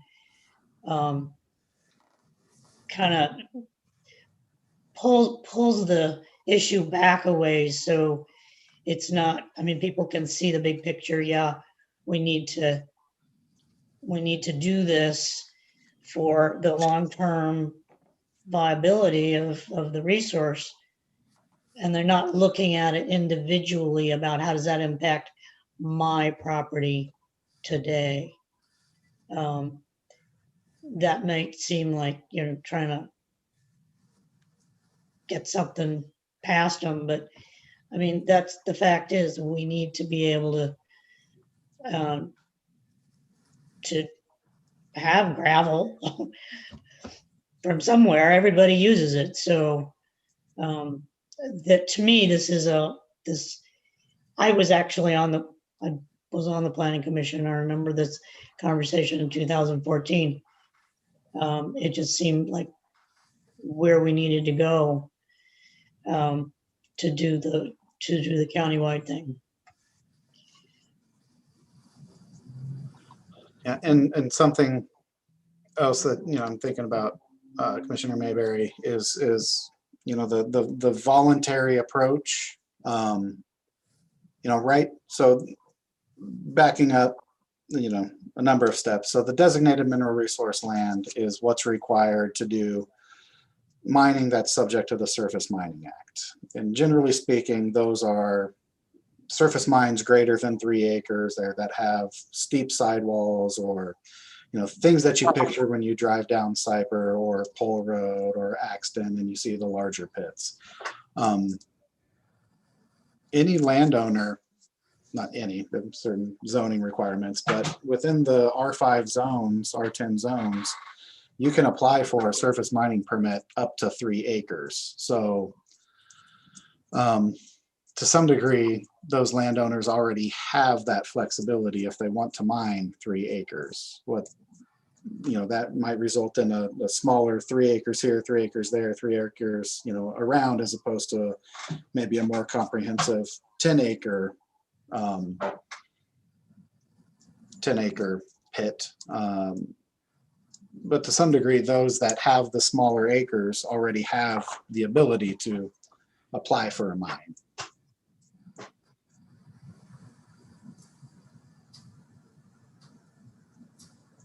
Commissioner Lund, you still have your hand up. I took it down. I would just kind of second, though, Commissioner Mosseri's, how he articulated a compromise approach. That sounded good to me.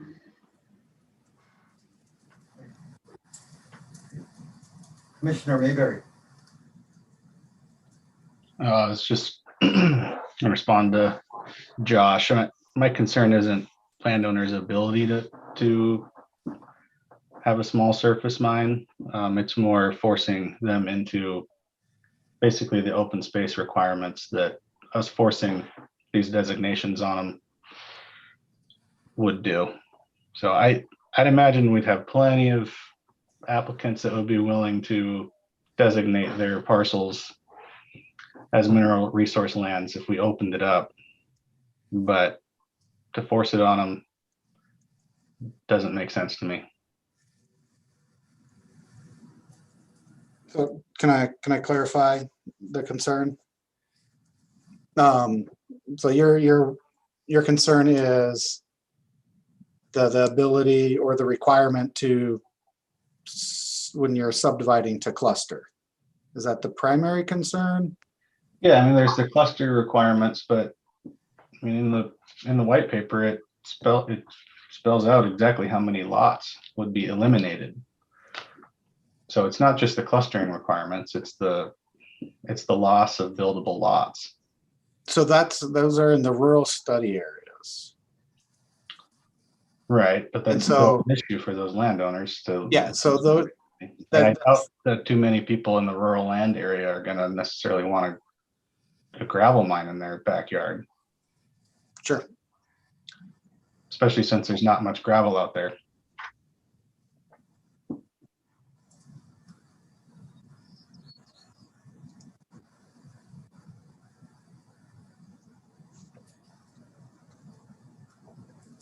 Commissioner Lund.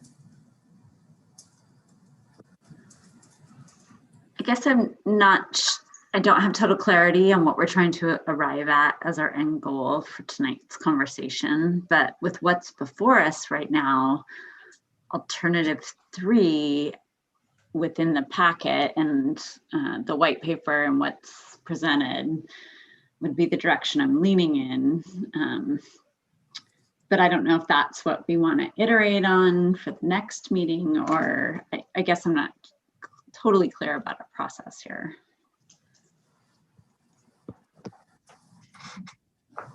Yeah, I mean, I would say at this point, essentially, ultimately, after coming to you, we would hope for some sort of direction and things like, make it voluntary, or let's not waste our time designating sand. So, those types of, like, let's focus, let's not designate on areas where there's already, 5-acre subdivisions and there's houses in the middle of the 5 acres, because odds are, someone's not going to come in, buy that 20 acres from those 4 separate individuals and then put in a mine. Those are the types of things that,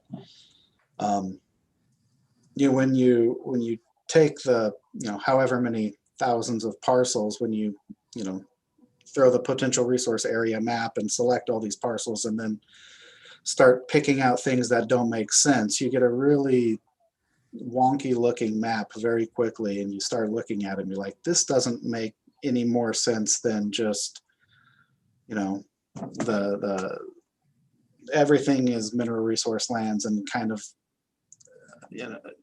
at least I think just as many questions as just the Surface Mining Advisory Committee recommendation. because there's some really weird looking parcels. And if one person isn't designated and one is, you look at a map and it doesn't make any sense. And, you know, if you take out wellhead protection areas, there's a big hole in the middle, and it really starts to get,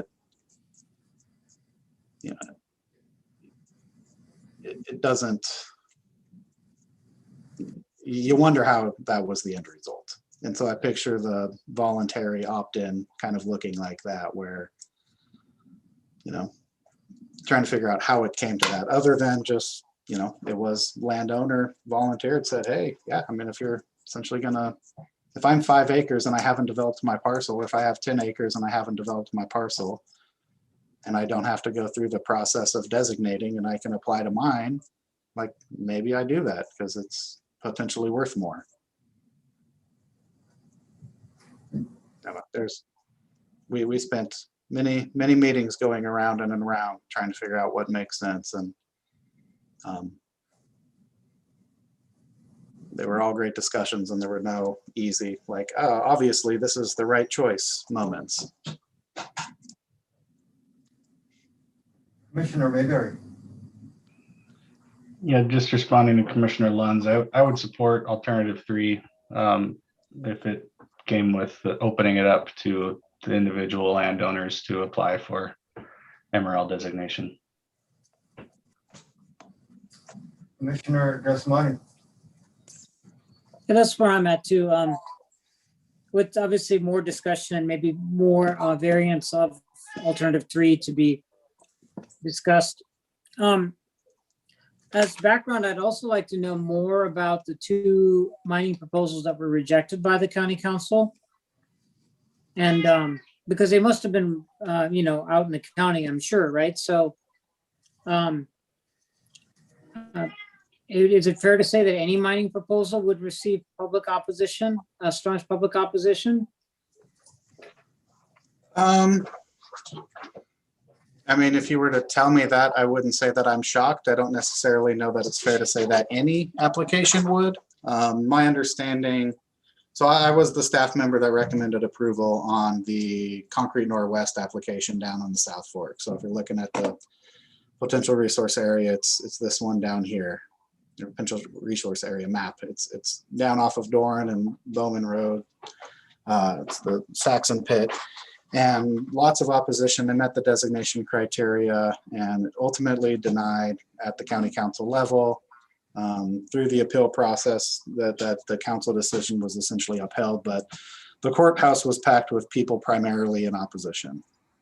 So that was the 2009 application. I think that played out in about 2012. The other application was in 2005, and it's actually the one of the applications, the individual applications that we talked about a little bit here today was the Breckenridge. And my understanding from that, and it was over off of Breckenridge Road, just outside of Nooksack.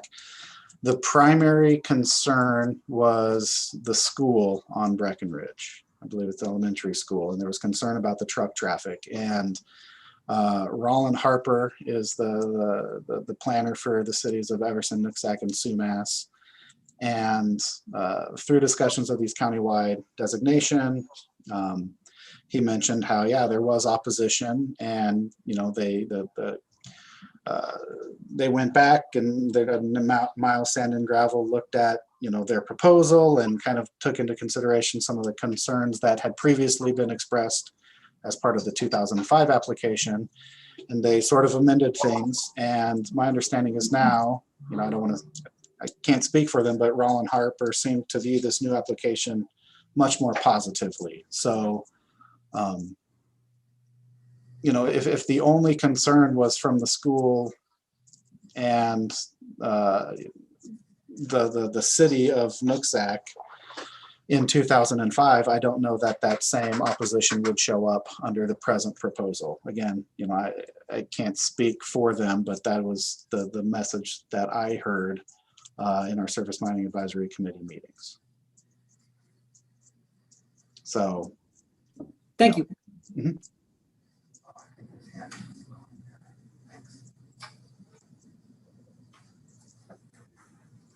So, you know, a number of you have mentioned leaning towards alternative number 3. I just want to, you know, throw this out there.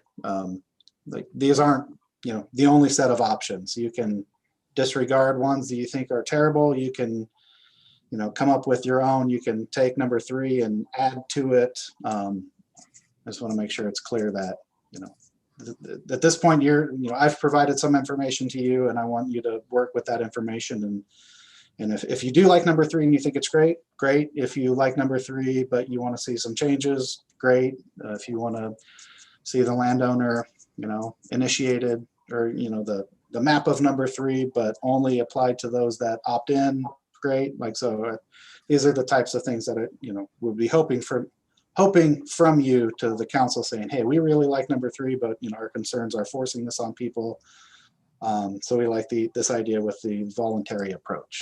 So that's kind of what we would be hoping from you, providing a recommendation for the council to consider before sending it back to us. Commissioner Mayberry. Again, yeah, that would be my preferred approach. And I think it does make sense in starting with where the existing gravel pits are for expansion, rather than having the potential for scattering all over the county.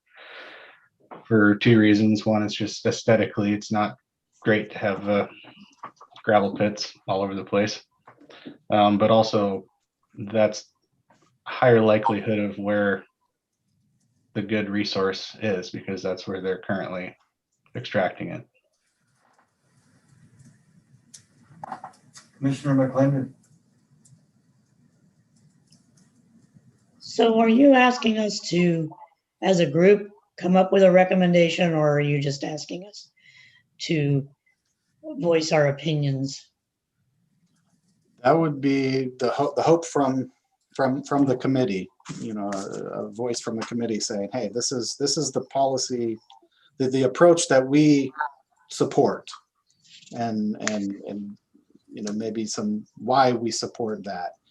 And then the council can get that and say, okay, the planning commission supports this. You know, we like it or we don't, and then they would come to us and say, okay, so we heard what the planning commission thought, and we agree, disagree, we deviate from it slightly, and we want you to go forth planning and development services and start working on this and take it to the potential public that may be affected and do the town hall meetings and get input and eventually come back to you with that plan. But yeah, I mean, the hope is that we can get some policy level direction from you.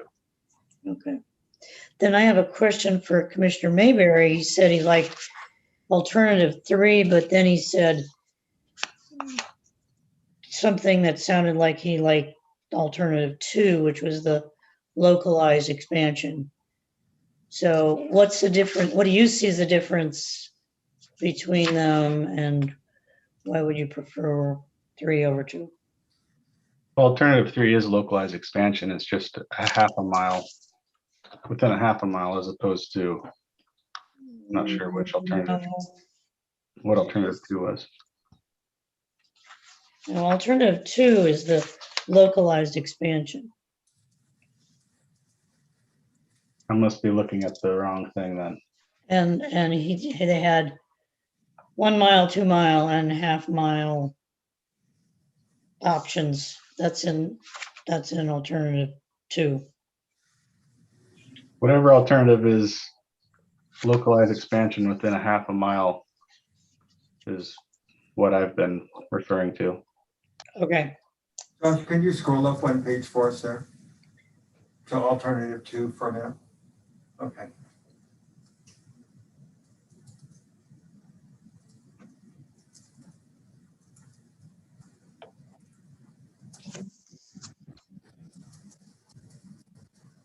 Okay, Commissioner Masseri.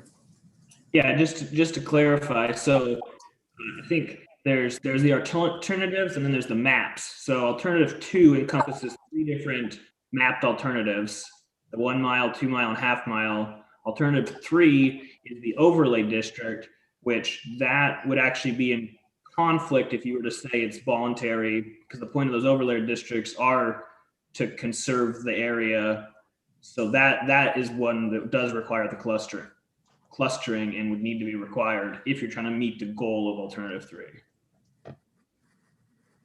That is my mistake then, yes. So I would support the localized expansion, and I would prefer to see it limited to a half a mile. Voluntary. Commissioner McClendon. So I think the point is very valid that the localized expansion would basically encompass the most economically viable resources, whether we do 1, 2, or a half. That would get to my concerns about wasting everybody's time and messing things up on places that aren't really economically viable.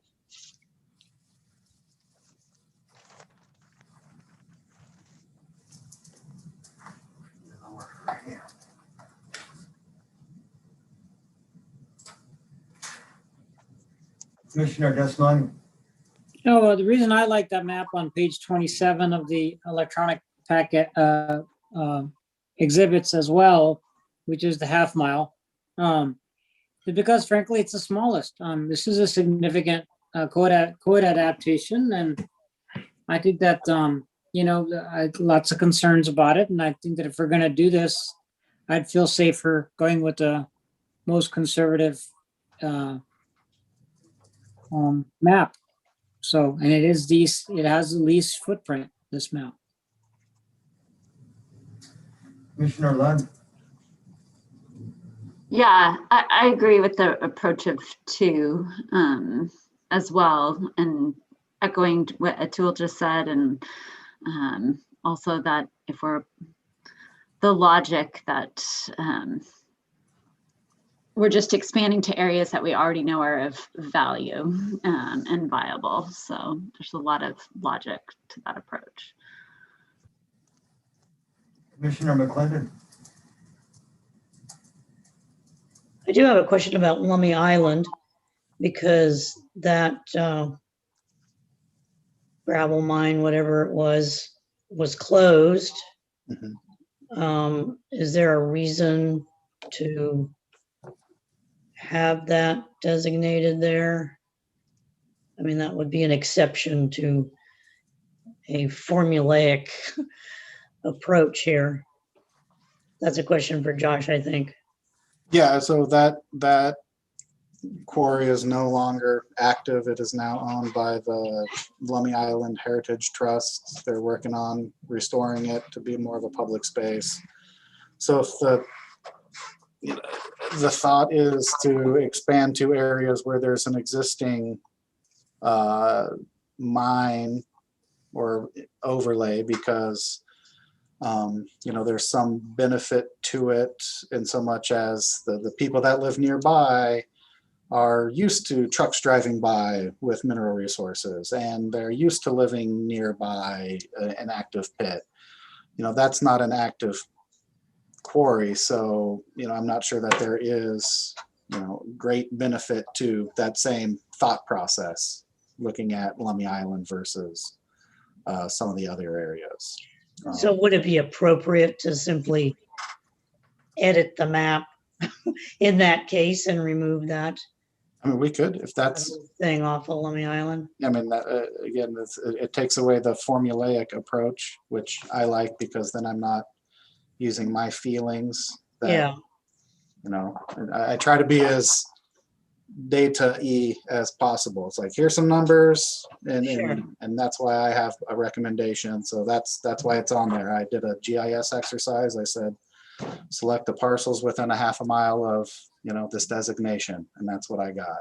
And again, this kind of goes back to the discussion on, you know, just because we're going with a half an acre and we're gonna, or a half a mile buffer, and that may result in going from 4,100 acres of designated mineral resource land to 25,000 acres of designated minimum resource land, there's limitations on that 25,000 acres. You know, it would include, you know, different landowners, and what makes me think about that is I know that, you know, there are some privately held large land ownership parcels on the south half of Lummi Island, but there's also lands that are owned by the Lummi Island Heritage Trust and DNR, so, and DFW. So, you know, those might be parcels that we map that are never mined. And then there's other limitations. You know, there might be smaller subdivisions within these areas that aren't going to be mined. And so, you know, I just wanted to say, you know, just because it goes to 25,000 acres doesn't mean that all of a sudden there's 25,000 acres that might be mined. There are going to be limitations that dial that back. Commissioner Desmani. Are there other locations that also could be similarly that are now inactive or defunct mines that could be also applied to this map that we're looking at currently, the half-mile map? You mean as far as areas that might not be appropriate for designating? Well, that are just like the Lummi Island mine that is no longer in operation and is defunct. The one, Is there another mine like that where you could similarly erase? We could ask you to similarly erase it from the map. I believe the Agate Bay down here is no longer active. Yeah, and that's a lot of homes are going in there. So I believe it actually might be a DNR nursery now, or a seed bank, but I do not believe it is actively mined at this point. So I'd like to propose to the commission that we delete those two then, the Lummi Island one and the Agate Bay chunk too. We call them chunks. And it may be because he's doing the presentation. Commissioner Masseri.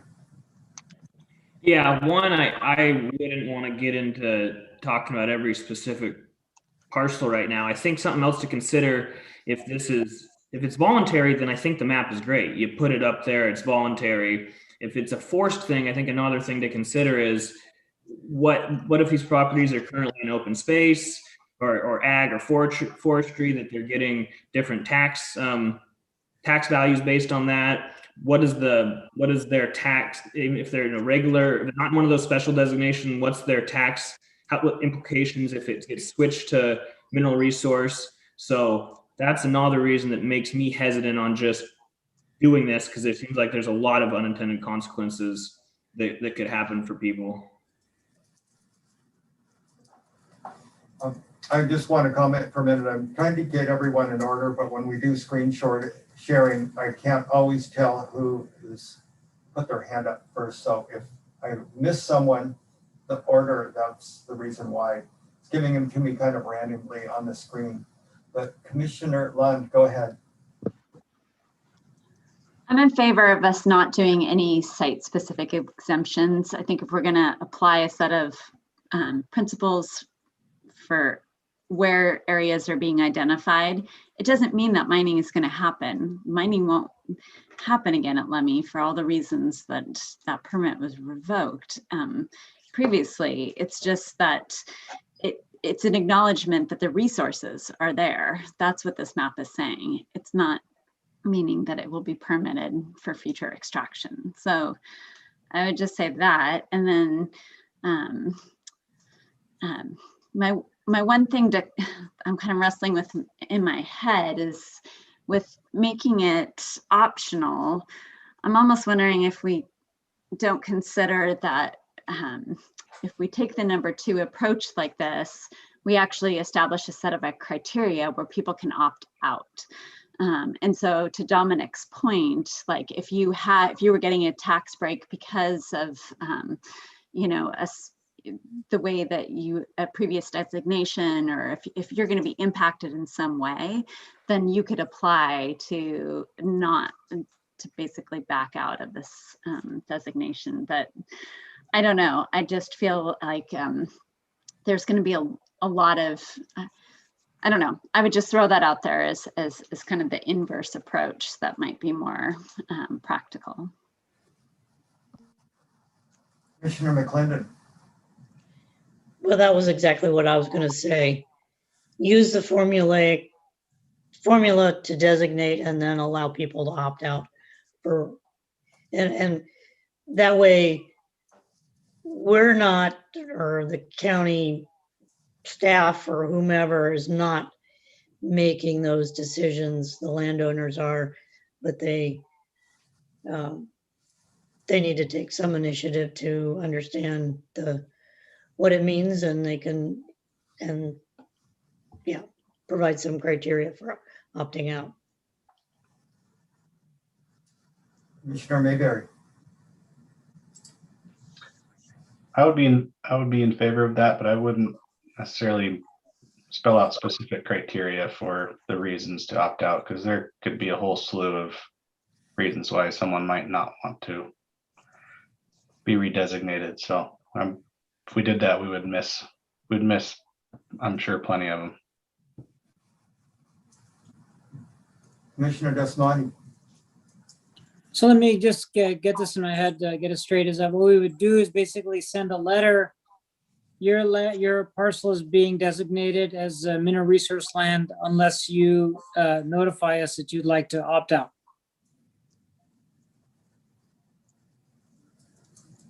And maintain your current designation. Is that correct? Is that what we're talking about? Makes sense to me. I hope there'd be some education involved. You're MRL. Do you want to opt out? When people's land gets redesignated, they educate themselves. Commissioner Masseri. Yeah, well, just one thought I had, it could actually go out with potentially property taxes, something that people are expecting to get, something they don't just throw away. It could also then potentially show the impacts of your tax change. If you don't opt out, this is what your new tax assessment would be. So I think that's all information people would want to consider. And I would lean towards giving people maybe a year or two window, just in case they miss it, to opt out. I don't know that it needs to be you got 30 days kind of deal.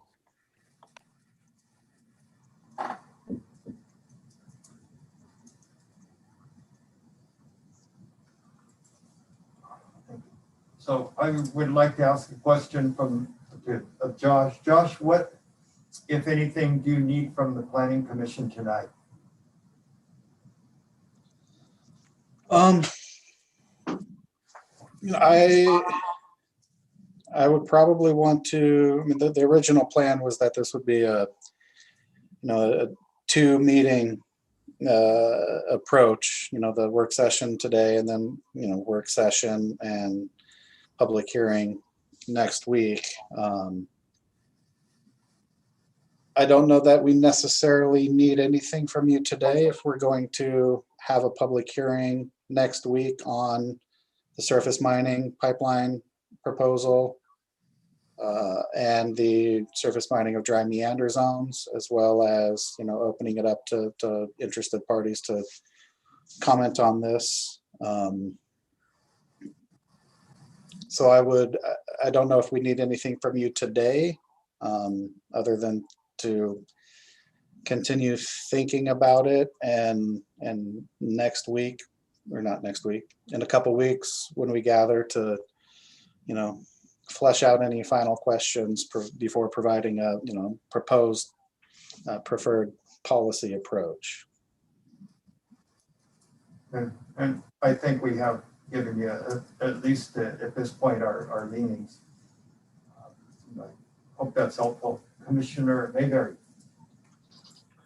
Yeah, I feel like we're all pretty much on the same page. I'm just wondering, Josh, if you could put that together as a motion for us to make for what you're looking for us to look at next meeting.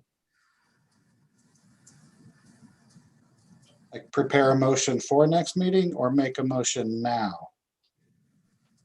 Well, for next next meeting, just with the language that you need for your direction, taking into account, kind of where we're at right now. Not that we can't make changes to it. Sure. But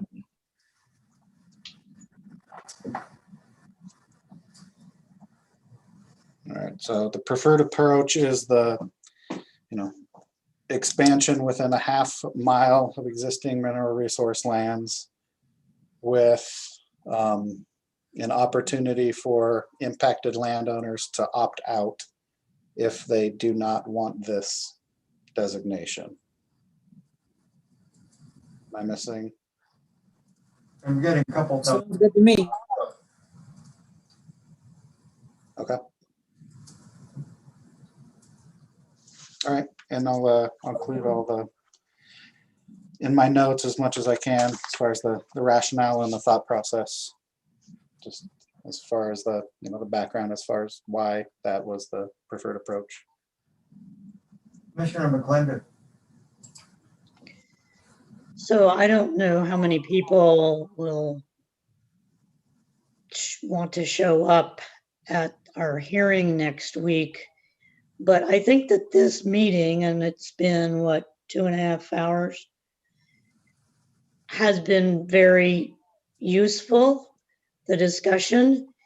And I would like to urge you, when you advertise the meeting, the hearing, that you recommend people look at the video of this meeting so that they know what they get the big picture of what we're trying to accomplish. And I mean, I think all of our questions have been useful, and we kind of went back and forth and kind of arrived at something. This is really complicated, as you pointed out. You didn't come up with, you went through all this with all these different advisory committees, and nobody really had a perfect solution. And I think that the more we can do in the way of educating at least the people who are trying to pay attention, the better. So, I don't know how that would work in terms of sending out a notice, but it is recorded, and it would be great if people knew that there was an opportunity to learn about it before the hearing.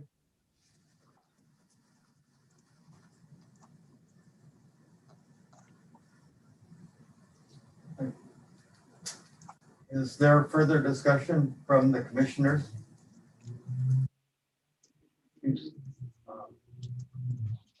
Commissioners, do you feel it's time to adjourn the meeting? Sounds good to me. I'm seeing a couple thumbs up. And I can't see everybody on the screen right now, so let me go this way and see if I can. I don't think I can see everybody on the screen. We okay with it? Okay.